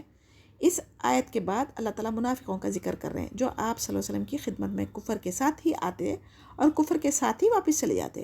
یعنی نبی کریم صلی اللہ علیہ وسلم کی محبت سے، ان کے وعظ و نصیحت سے، ان کی صحبت سے ان کے دلوں پر کوئی اثر نہیں ہوتا تھا. ان کے دل کفر کی وجہ سے زنگ آلود ہو چکے تھے. آپ صلی اللہ علیہ وسلم کی خدمت میں حاضری کا مقصد ہدایت کا حاصل کرنا نہیں ہوتا تھا، بلکہ دھوکہ اور فریب دینے کے لیے مسلمانوں کو حاضر ہوتے تھے. تو فائدہ کس کو ہو سکتا؟ اگر کوئی دین کی محفلوں میں اگر کوئی جا رہا تو اس کو فائدہ کب ہو سکتا؟ جب دل سے اللہ تعالیٰ کی رضا چاہے، ہدایت چاہے، تبھی اس کو ہدایت مل سکتی. آج ہم مسلمان کو کوشش حق پہچاننے کی کرنا ضروری ہے. آگے والے اس سے فائدہ حاصل کرے یا نہ کرے وہ اللہ تعالیٰ کے ہاتھ میں ہے. ہمیں کیا ہے؟ ہدایت کی طرف ان کو بلانا، امر بالمعروف و تنہی عن المنکر کرتے رہنا چاہیے. آج کے دور میں اکثر لوگ ہم بھی کیا کر رہے ہیں؟ حلال حرام کی تمیز کرنا بھول گئے. ظلم زیادتی کرنا، کسی کا بنا حق کے مال کھانا، رشوت لینا، رشوت دے کر اپنے کام نکالنا، سود کے معاملات کرنا، یہ سب چیزیں نہایت برے کام ہیں. اللہ تعالیٰ جس سے بچنے کے لیے کہا ہے وہ ساری چیزیں آج مسلمان معاشرے میں عام ہوتی جا رہی ہے. اور آج مسلمان رشوت لینا حرام نہیں سمجھتے، نہ دینا حرام سمجھتے، اس کے بغیر گزارا ناممکن ہے سمجھتے. لیکن اللہ پہ توکل کر کے راستے اللہ بنانے والا ہے نا، اس سے ہم مدد حاصل کر سکتے.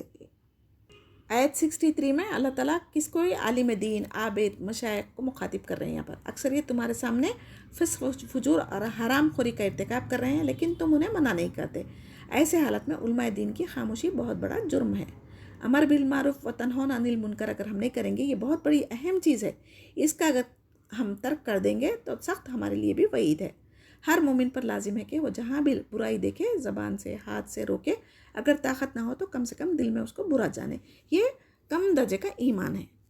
اب سمجھیے، اب ہمارے کو علم قرآن کا حاصل ہو چکا، اب اس کے باوجود بھی ہم اپنے گھر میں، اپنے خاندان میں، اپنے بچوں کو اگر غیر شرعی کام کرتے ہوئے دیکھیں اور روک رہے نہیں تو اس کا عذاب ہمیں بھی ہونے والا ہے. خاموشی اگر بیٹھ گئے، اگر ہم بولیں گے کہ ہمارے بولنے سے ہمارے خاندان والے تھوڑے ہی سنیں گے، ہمارے بولنے سے ہمارے سسرال والے تھوڑے ہی سنیں گے، وہ ناراض ہو جائیں گے، اگر یہ سوچ کے اگر آپ خاموش بیٹھ رہے ہیں تو آپ بھی اللہ تعالیٰ کی نظر میں مجرم ہیں، اور اللہ کے عذاب سے ہمیں کوئی نہیں بچا سکتا. تو ہمیں حق بات کہنا چاہیے. وقالت الیہود ید اللہ مغلولت غلت ایدیہم ولعنوا بما قالوا بل یداہ مبسوطتان ينفق کیف یشاء ولا یزیدن کثیرا منہم ما انزل الیک من ربک طغیانا وکفرا والقینا بینہم العداوۃ والبغضاء الی یوم القیامہ کلما اوقدوا نارا कुल्लमा औक़दू नारन लिलहर्बि अत्फ़ाअहा अल्लाह व यसअूना फ़िल अर्ज़ि फ़सादा वल्लाहु ला युहिब्बुल मुफ़्सिदीन। जैसा कि सूरह आल इमरान 181 आयत में गुजर चुका, वही इस आयत में भी अल्लाह ताला फिर से फरमा रहे हैं। जब अल्लाह की राह में खर्च करने की तरगीब दी गई और उसे अल्लाह ताला को खर्च हसना देने से ताबीर किया, तो इन यहूदियों ने कहा अल्लाह ताला फ़कीर है, नऊज़ बिल्लाह। जो लोगों से खर्च मांग रहा है, जो कुछ अल्लाह ताला ने हमें दिया है वो उसी की मेहरबानी है ना, तो उसी का माल उसी की राह में गरीबों मिस्किनों को देने के लिए, यतीमों को देने के लिए, मुसाफिरों को देने के लिए अगर अल्लाह ताला खर्च करने का कह रहा तो उसमें हम क्यों कोताही करें, कोई सुस्ती काहली करें, क्यों कंजूसी करें। अल्लाह ताला तो इस माल को बढ़ा चढ़ा कर हमें वापस देगा, दुनिया में भी दे सकता और आखिरत में अजर अजीम अता करेगा। वहाँ तो माल नहीं मिलेगा ना, तो वहाँ अजर मिलना हमारे लिए फ़ायदा मंद है। अल्लाह ताला दोनों तरह से हमें आज़माता है, यानी माल देकर भी आज़माता, माल लेकर भी आज़माता। अगर माल हमें दिया तो क्या हम अल्लाह की राह में खर्च करते ही नहीं करते देखता, और अगर माल नहीं है तो हम नाशुक्री के कलमात कहते या सब्र करते, ये भी देखना चाहता। यानी अगर अल्लाह ताला चाहता तो वो सबको बराबर दे देता था, उसके ख़जानों में कोई कमी नहीं आती थी। लेकिन अल्लाह ताला को मकसूद है यहाँ पर कि कौन मोमिन है, कौन काफिर है, कौन शुक्र करता, कौन सब्र करता, वो अल्लाह ताला यहाँ पर टेस्ट करना चाह रहे हैं। जब कभी आप सल्लल्लाहु अलैहि वसल्लम के ख़िलाफ़ कोई साजिश करते या लड़ाई करवाना चाहता तो अल्लाह ताला उनको बातिल कर देता था, उनकी साजिशें उन्हीं पर उलट डालता था।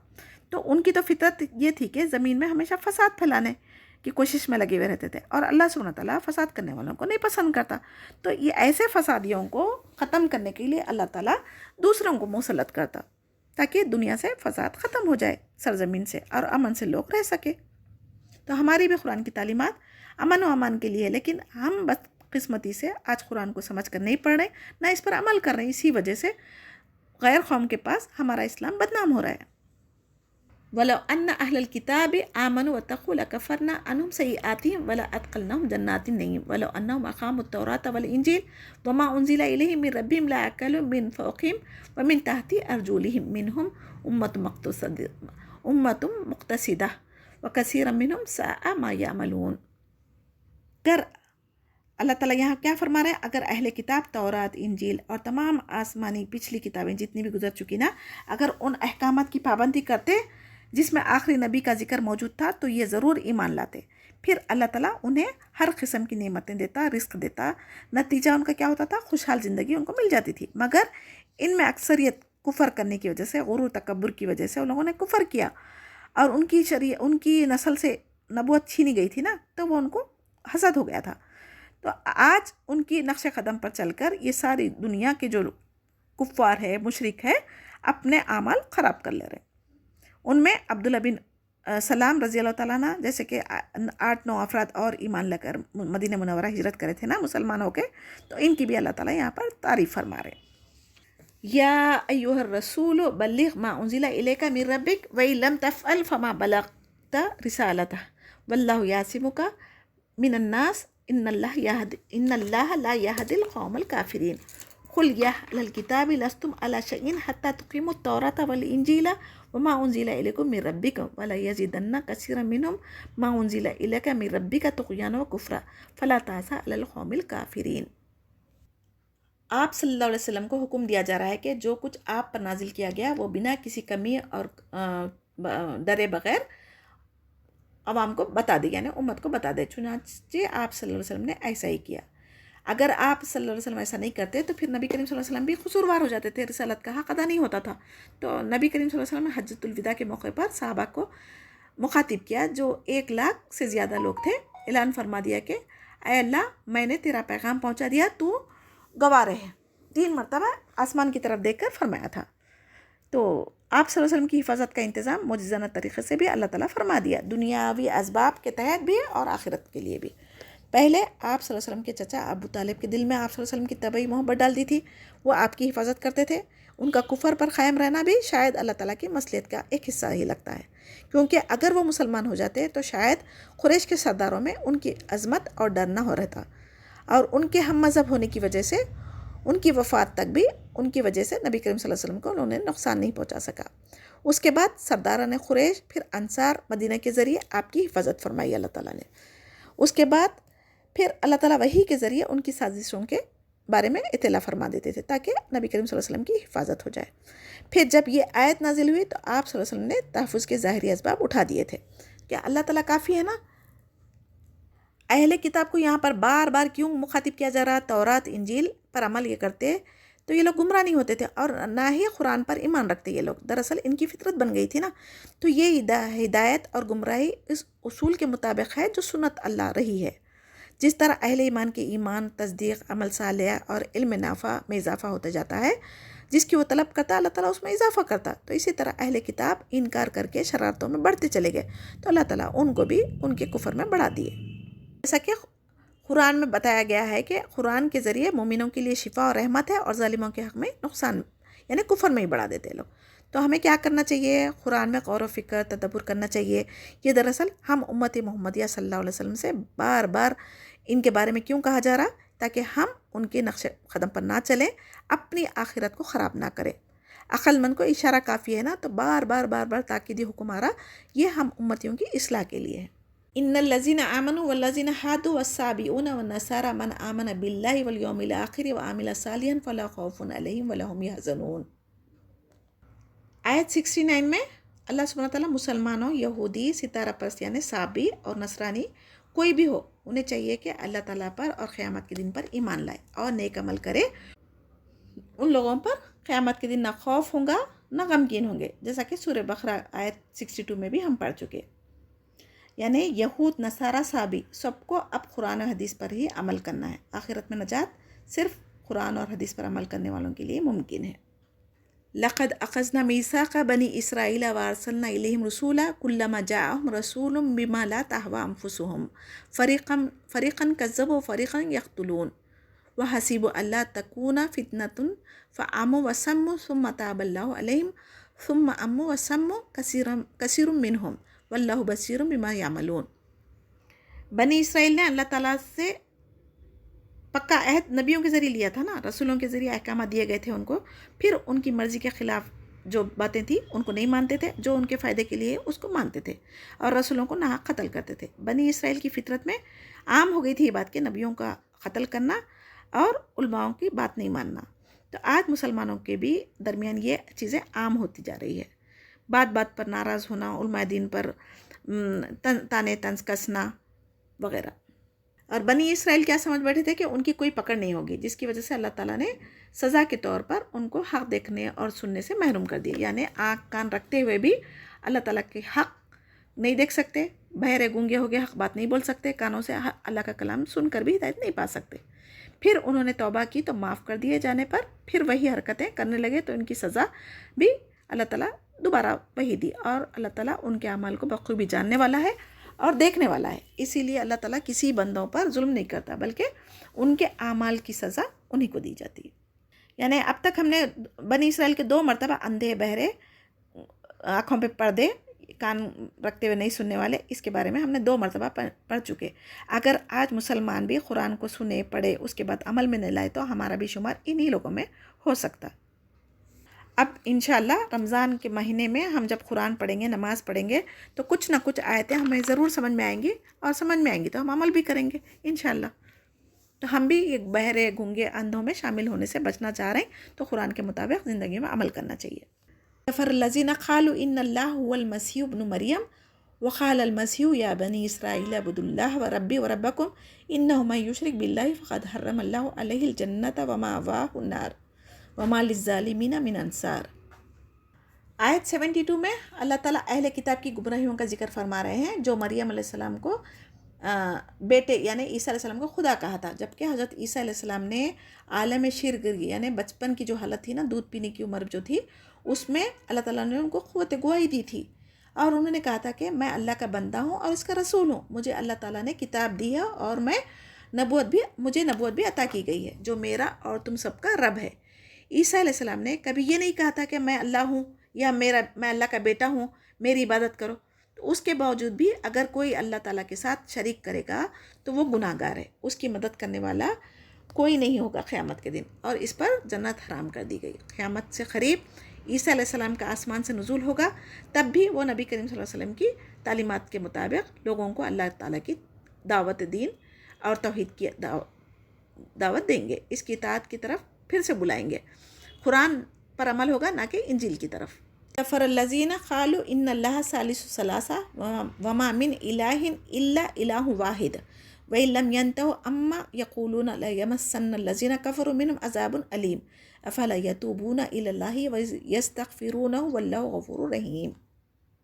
عیسائیوں کے دوسرے فرقے کا ذکر 73 آیت میں کیا جا رہا، جو 3 خداؤں کے قائل ہے. عیسائیوں کے درمیان خود کئی اختلافات ہیں. یہ لوگ عیسیٰ علیہ السلام کے ساتھ ان کی والدہ کو بھی الہ یعنی معبود قرار دیتے ہیں. اللہ تعالیٰ کے سوا کوئی معبود نہیں. جو بھی شرک سے باز نہ آئے اور کفر و شرک پر ہی رہے، ان کے لیے ہمیشہ ہمیشہ کے لیے دردناک عذاب، آگ کا عذاب تیار ہے. اللہ تعالیٰ کی مہربانی بندوں پر بہت زیادہ ہے، جس کی وجہ سے توبہ و استغفار کی تلقین کی جا رہی ہے. جہاں کہیں بھی اللہ تعالیٰ عذاب کا ذکر کرتے ہیں، وہاں پر فوری توبہ کی تلقین بھی کرتے. اگر کوئی سچے دل سے اللہ تعالیٰ کی بارگاہ میں سچی توبہ کرے اور کثرت سے استغفار کرے تو ضرور اللہ تعالیٰ بخشنے والا مہربان ہوگا، کیونکہ وہ 70 ماہوں سے زیادہ محبت رکھنے والا ہے. افلا یتوبون الی اللہ ویستغفرونہ واللہ غفور رحیم.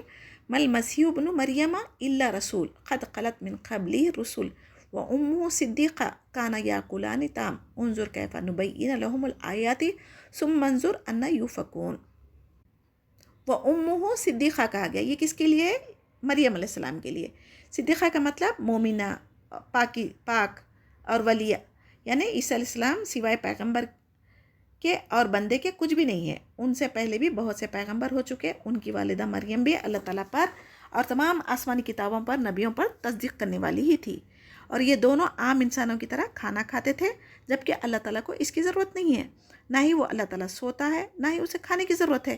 اتنی روشن دلیلوں کے باوجود اگر انسان نہیں سمجھ رہا تو اب اس کو اپنی آخرت پر غور و فکر کرنا چاہیے. کفر و شرک میں مبتلا ہوگا تو اس کو تنبیہ کی جا رہی ہے کہ وہ آخرت کے عذاب سے نہیں بچ سکے گا. اور یہاں پر عورتوں میں سب سے افضل مریم علیہ السلام کو کہا گیا، جبکہ ان کو خدا نہیں کہا گیا. قل اتعبدون من دون اللہ ما لا یملک لکم ضرا ولا نفع واللہ هو السمیع العلیم. قل یا اہل الکتاب لا تغلوا فی دینکم غیر الحق ولا تتبعوا اہواء قوم قد ضلوا من قبل واضلوا کثیرا وضلوا عن سواء السبیل. یعنی آیت 76 میں مشرکوں کی کم عقلی کی وضاحت کی جا رہی ہے. یہ لوگ ایسوں کو اپنا خدا معبود بنا رکھا ہے جو کسی کو نفع نقصان کے بھی مالک نہیں ہے اور نہ ہی کسی کی بات سننے اور ان کا حال جاننے کی قدرت رکھتے ہیں. مثلا یہاں پر بتوں کی پوجا کرنے والے، درگاہوں کے مرحومین وغیرہ کو نظر و نیاز ماننے والے، ایسے لوگوں پر اللہ اور رسول کی لعنت فرمائی گئی ہے.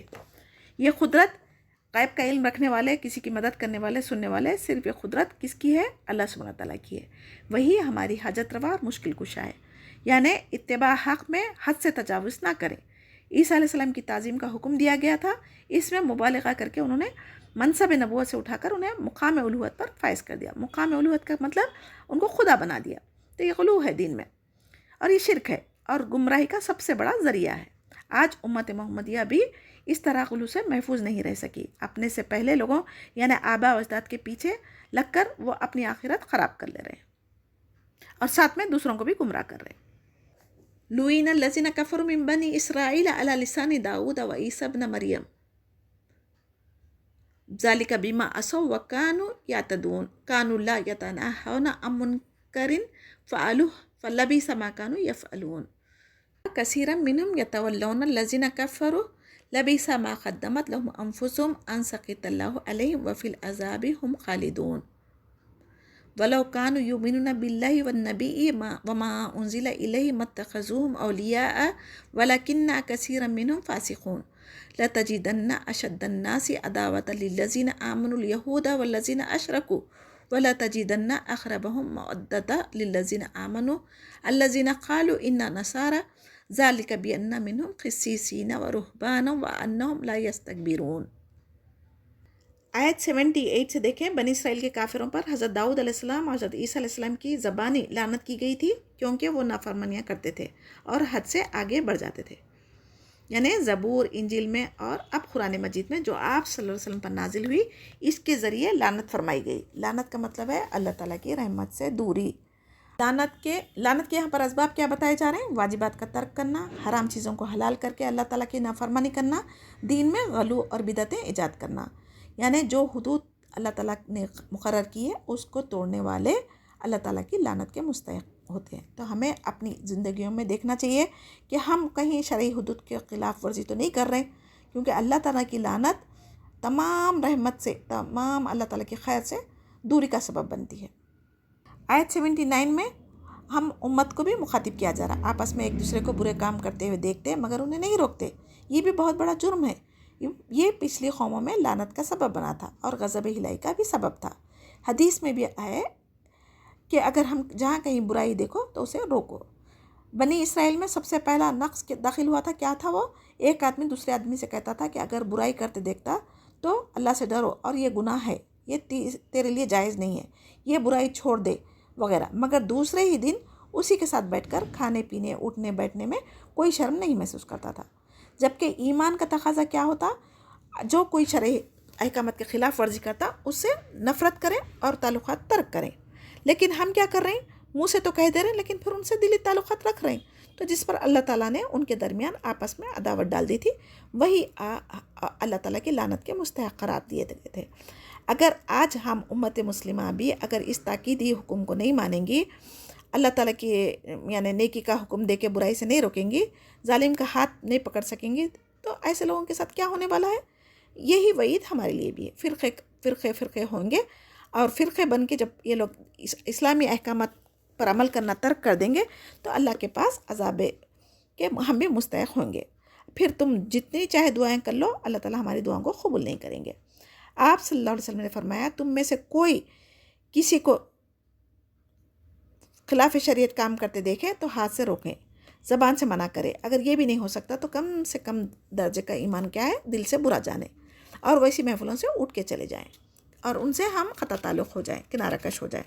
جیسا کہ ایک انسان اگر عطر کی دکان کے پاس جا کے بیٹھا کچھ دیر، وہاں نہیں بھی خریدا تو اس کے جسم پہ اس کے ہاتھ میں خوشبو ضرور آئیں گی، اور ایک انسان کوئلے کی کان کے پاس سے گزر رہا ہے یا وہاں بیٹھا کچھ دیر کے لیے، اگر نہ بھی کچھ ہاتھ لگائے تو اس کے گرد و غبار سے اس کے کپڑے تو غبار آلود ہوتے نا۔ تو اسی طریقے سے اگر آپ مومنوں کو چھوڑ کے کافروں کے ساتھ، فاسقوں کے ساتھ، منافقین کے ساتھ اٹھنا بیٹھنا، مشرکوں کے ساتھ دوستی رکھیں گے تو ضرور ان کا اثر ہمارے پہ ہو سکتا، اور یہ اہل کفر سے دوستانے کے تعلق میں کیا ہو سکتا؟ ہم اللہ کو ناراض کر کے دائمی عذاب کے مستحق ہو سکتے، تو ہمیں اس سے بچنا ضروری ہے۔ اور اگر اللہ تعالیٰ اور نبی پر جو نازل کیا گیا اس پر یہود کو اگر ایمان ہوتا تو یہ کفار سے دوستیاں نہ کرتے، لیکن ان میں اکثر لوگ فاسق ہے۔ جس کسی کے اندر صحیح معنوں میں ایمان ہوگا وہ کافروں سے دلی دوستی کبھی نہیں کرے گا۔ ہاں، ہمارا ان کے ساتھ اخلاق حسن سلوک ہونا چاہیے تاکہ وہ اسلام سے متاثر ہو کر دین کی طرف آ سکے۔ اور آیت 82 میں اللہ تعالیٰ آپ صلی اللہ علیہ وسلم کو کیا فرما رہے ہیں؟ ایمان والوں کا دشمن سب سے زیادہ یہودیوں اور مشرکوں کو پائیں گے، اور ایمان والوں سے زیادہ قریب نصارہ کو پائیں گے، کیونکہ ان میں علماء دین موجود تھے اور وہ تکبر نہیں کرتے تھے۔ اب اس کے باوجود ہم کیا بولتے ہیں آج کل؟ مسلمانوں سے تو کافر ہی اچھے ہیں۔ یہ اکثر مسلمانوں کی زبان سے نکلتا، جب اللہ تعالیٰ کی آیت میں خود فرما رہے ہیں ایمان والوں کا دشمن یہودی ہے، تو یہودی لوگ ہی تو کافر ہیں نا۔ ابھی یہودیوں کے اندر نفرت اہل علم اور ایمان والوں سے بہت زیادہ ہے، جس کی وجہ سے انہوں نے نبیوں کو جھٹلایا تھا، قتل کیا تھا، حتیٰ کہ آپ صلی اللہ علیہ وسلم کو بھی قتل کرنے کی کئی بار سازشیں کی تھی اور جادو بھی کیا تھا ان پر، مگر اللہ تعالیٰ نے ان کی حفاظت فرمائی، جس کی وجہ سے ان کے جو حربے تھے وہ ناکام ہو گئے اور نبی کریم صلی اللہ علیہ وسلم کو ان کے نقصان سے بچا لیا۔ تو ان مشرکین کا حال بھی یہی ہے کہ ایمان والوں پر ظلم و زیادتی ہمیشہ کرتے رہتے ہیں۔ روحبان سے کیا مراد ہے یہاں پر؟ نیک، عبادت گزار اور گوشہ نشین لوگ، اور قسیسین سے مراد علماء و خطیب وغیرہ ہے۔ یعنی دین مسیح یعنی انجیل میں عفو و درگزر کی تعلیم کو امتیازی حیثیت حاصل تھی جو اصلی حالت میں تھی، لیکن آج یہود و نصارہ دونوں میں اختلافات ہونے کے باوجود بھی اگر کوئی مسلمانوں کے خلاف بات ہو جائے تو وہ دونوں مل کر مسلمانوں کو نقصان پہنچانے کی ہمیشہ کوشش میں لگے رہتے۔ تو لہٰذا اب ہمیں مسلمانوں کو اس میں کیا سبق مل رہا کہ یہود نصارہ سے گہری دوستیاں نہ کریں اور مومنوں کو اپنا دوست بنائیں۔ دیکھیں آج کا ہمارا 6 پارے میں ہم راسخون فی العلم پڑھے، اس میں کیا مطلب ہے؟ علم میں رسوخ حاصل کرنے والی کی علامات وہ کیا ہے؟ نمبر 1 اللہ کا ڈر، عاجزی و انکساری، دنیا سے بے رغبتی، نفس کے ساتھ ہمیشہ جہاد کرنا، لوگوں کے ساتھ حسن سلوک کرنا، غرور تکبر سے بچنا، عمل کر کے بھی نیک کی ہماری قبول ہوئی نہیں ہوئی اللہ سے ڈرتے رہنا۔ ٹھیک ہے، اب یہ عمل کی بات ہے، آپ نوٹ ڈاؤن کریے. اور حضرت موسیٰ علیہ السلام کا اللہ تعالیٰ سے سوال کیا تھا، اے اللہ سب سے زیادہ متقی بندہ کون ہے، جو سب سے زیادہ اللہ کا ذکر کرتا اور ڈرتا ہے. تو اللہ نے کیا کیا جواب دیا وہ بھی دیکھیں. اے اللہ تیرا کون سا بندہ زیادہ ہدایت یافتہ ہے، تو کیا جواب ہے اللہ تعالیٰ کا، جو میری ہدایت کے راستے پر چلتا ہے. پھر موسیٰ علیہ السلام نے سوال کیا تھا، اے اللہ تیرا کون سا بندہ منصف ہے، جو خود کے لیے پسند کرتا وہی دوسروں کے لیے پسند کرنے والا اللہ تعالیٰ کو پسند ہے وہ بندہ. اور اللہ تعالیٰ تیرا سب سے زیادہ علم رکھنے والا بندہ کون ہے، تو وہ کبھی علم سے سیر نہ ہو، یعنی ہمیشہ طالب علم ہی بنا رہتا اور عمل بھی کرتا رہتا. اے اللہ تیرا کون سا بندہ سب سے زیادہ معزز ہے، تو اللہ تعالیٰ اس کا جواب کیا دیا، بدلہ لینے کی قدرت رکھنے کے باوجود وہ معاف کرتا لوگوں کو. اور اے اللہ تو سب سے زیادہ مالدار کون ہے تیرے بندوں میں، تو انہوں نے کیا کیا، اللہ تعالیٰ نے کیا فرمایا، دنیا سے بے نیاز جو کچھ اللہ تعالیٰ دیا اس پر وہ راضی ہوتا اور مطمئن ہوتا، اور جو کچھ ہے اس میں اللہ کے راستے میں خرچ کرتا. اور اے اللہ سب سے زیادہ کون فقیر ہے تیرے پاس تیرے بندوں میں، تو اللہ تعالیٰ کیا جواب دیے، جو علم اور مال رکھتا ہو مگر اس پر عمل نہیں کرتا، یہ سب سے زیادہ فقیر ہے. اب اس کے بعد عزت کی حرمت، یعنی دوسروں کی غلطیوں کو اچھالنے سے بچنا چاہیے، کیونکہ عزت نفس کے خلاف ہے یہ، اللہ تعالیٰ کو یہ ناپسند ہے. اگر ہو سکتا کل وہ ایمان لے آئے، لیکن آپ اس کی لوگوں میں یعنی اس کی بدکاریوں کے بارے میں اگر بتاتے جائیں گے، اس کی بے عزتی ہوں گی، تو ہو سکتا وہ کبھی دین کی طرف آئے بھی نہ. تو اس کے اگر کسی کے گناہوں پر ہم پردہ ڈالیں، اس کو اکیلے میں سمجھائیں گے، تو ہو سکتا وہ ہدایت حاصل کر لے اور ہمارے لیے بخشش کا ذریعہ بن سکے. اور اہل کتاب کی طرح طرح کے حرام حلال کو کرنا، دنیا آخرت کی سزائیں ان کی بیان کی گئی. دشمن کے ساتھ میں بھی اگر کوئی فیصلہ کرنے کا ہے تو عدل و انصاف پر قائم رہنا، یہ متقیوں کی علامت کہی گئی. اور اللہ کی کتاب اور قرآن و حدیث پر ایمان لائیں، رسول کی اطاعت میں کامیابی ہے. بلکہ اللہ تعالیٰ بار بار فرمائے یہاں پر اللہ کے ساتھ کسی کو شریک نہ ٹھہرانا. ہر مشکل کا حل ہمیں قرآن و حدیث سے ملتا ہے. اللہ سے کیے ہوئے وعدوں پر ہر حال میں یقین رکھنا اور ایمان رکھنا، بھروسہ رکھنا ضروری ہے. نیکی کے کاموں میں ایک دوسرے کے ساتھ تعاون کرنا چاہیے، برائیوں میں نہیں کرنا چاہیے، کیونکہ نیکی کے کاموں میں اگر تعاون کریں گے تو آپ کو بھی اجر ملنے والا ہے. اگر برائیوں میں اگر آپ ان کا تعاون کریں گے، جیسا کہ جادوگر، نجومی، کاہن کے باتوں پر عمل کرنا، یہ حرام ہے. اگر ان کے ساتھ اٹھے بیٹھے ان کی باتوں کی تصدیق بھی کرے تو یہ ہمیں بھی جہنم کی طرف لے کے جاتی ہے. پاکیزہ کھانا پینا تاکہ ہماری دعائیں عبادتیں قبول ہو، اللہ تعالیٰ کا قرب حاصل ہو، اللہ کا دیدار ہمیں نصیب ہو. اللہ تعالیٰ اخلاص کے ساتھ کیے جانے والے عمل کو دیکھتا ہے، چاہے وہ کھجور کا ایک دانہ کیوں نہ ہو. نیک کاموں کا وسیلہ دے کر ہم دعائیں مانگ سکتے، برائیوں سے رکنا چاہیے. نیکی کی دعوت دیتے ہوئے ہمیں اللہ تعالیٰ کے اسماء حسنے کا وسیلہ دے کے دعا کرنا چاہیے. اللہ تعالیٰ نے تمام نبیوں کے درجات مقرر کر دیے ہیں، ہمیں اب اس میں تفریقہ نہیں ڈالنا چاہیے، کسی کو بڑا کسی کو کم نہیں سمجھنا چاہیے. سب کا پیغام توحید کا ہی تھا، اس سے غلو کرنے سے ہمیں بچنا چاہیے، اعتدال سے زندگی گزارنا چاہیے. دین مکمل ہو چکا. یہ آیت آنے کے بعد اب ہم دین میں ایڈیشن کی کوئی گنجائش باقی نہیں رکھتے، یعنی قیامت تک اب ہمیں قرآن پر ہی عمل کرنا ہے. اور نماز کے لیے وضو کرنا چاہیے، اور قیامت کے دن چہرے روشن ہوں گے وضو کی وجہ سے. اور نبی کریم صلی اللہ علیہ وسلم یہ وضو کی وجہ سے اپنی امتیوں کو پہچانیں گے. ہاں، پانی نہیں ملنے کی صورت میں اللہ تعالیٰ نے غسل کے لیے بھی، وضو کے لیے بھی تیمم کرنے کا حکم اسی پارے میں نازل فرمایا. ایمان اللہ پاک اور رسول پر لانا ضروری ہے. اس کے بعد کیا ہے، نماز ادا کرنا خشوع کے ساتھ. پھر اللہ تعالیٰ کا جو مال دیا ہوا ہے وہ زکوٰۃ ہو یا صدقہ خیرات دینا چاہیے.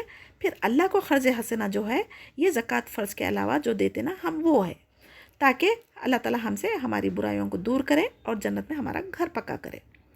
اور چور کی سزا ہاتھ کاٹنے کی اس لیے مقرر کی گئی تاکہ معاشرے میں جرم کو روکا جائے. دین کو کھیل نہیں بنانا، اس کا مطلب کیا ہے، اللہ تعالیٰ کے جو احکامات ہے جب چاہے اس پر عمل کرے، جب چاہے توڑ دیے. جہاں اپنا فائدہ ہے وہ چیزوں پر تو عمل کریں گے، جہاں پر تھوڑا سا اپنا نقصان ہوتا نظر آ رہا، وہ دنیاوی نقصان، تو ہم اس کو عمل میں نہیں لاتے نا. تو یہ اللہ اور رسول سے اپنا دین کا کھیل بنانا ہے. اللہ اور رسول سے سچی اگر محبت ہے تو نصارہ کی تعریف یہاں پر فرمائی گئی، کیونکہ وہ اپنے جان سے، مال سے اللہ تعالیٰ کے ساتھ اور رسول کے ساتھ ٹھہرے رہے لوگ. اور وہ لوگوں میں تکبر نہیں تھا. تکبر اللہ تعالیٰ کو سخت ناپسند ہے. مہاجرین کے ساتھ ان لوگوں نے کتنے اچھے تعلقات جوڑے تھے، سگے بھائیوں سے زیادہ، اور اپنے گھر سے، اپنے مال سے، ہر چیز میں ان کو حصہ دیا تھا. تو ان کی تعریف یہاں پر فرمائی. تو اللہ تعالیٰ کی راہ میں جو بھی ہم خرچ کریں گے، اللہ تعالیٰ اس کو ضائع نہیں کریں گے، بلکہ دنیا میں بھی آخرت میں بھی بڑا چڑھا کر دینے والا ہے. امید کرتی ہوں آج کے پارے سے ہمیں بہت ساری عمل کی باتیں سمجھ میں آئی، اور جو کچھ بھی ہم نے اس پہ سیکھا دعا کریں گے اس پر عمل کرنے کی بھی توفیق عطا فرما. آمین یا رب العالمین. سبحان ربک رب العزت عما یصفون وسلام علی المرسلین والحمد للہ رب العالمین. السلام علیکم ورحمۃ اللہ وبرکاتہ.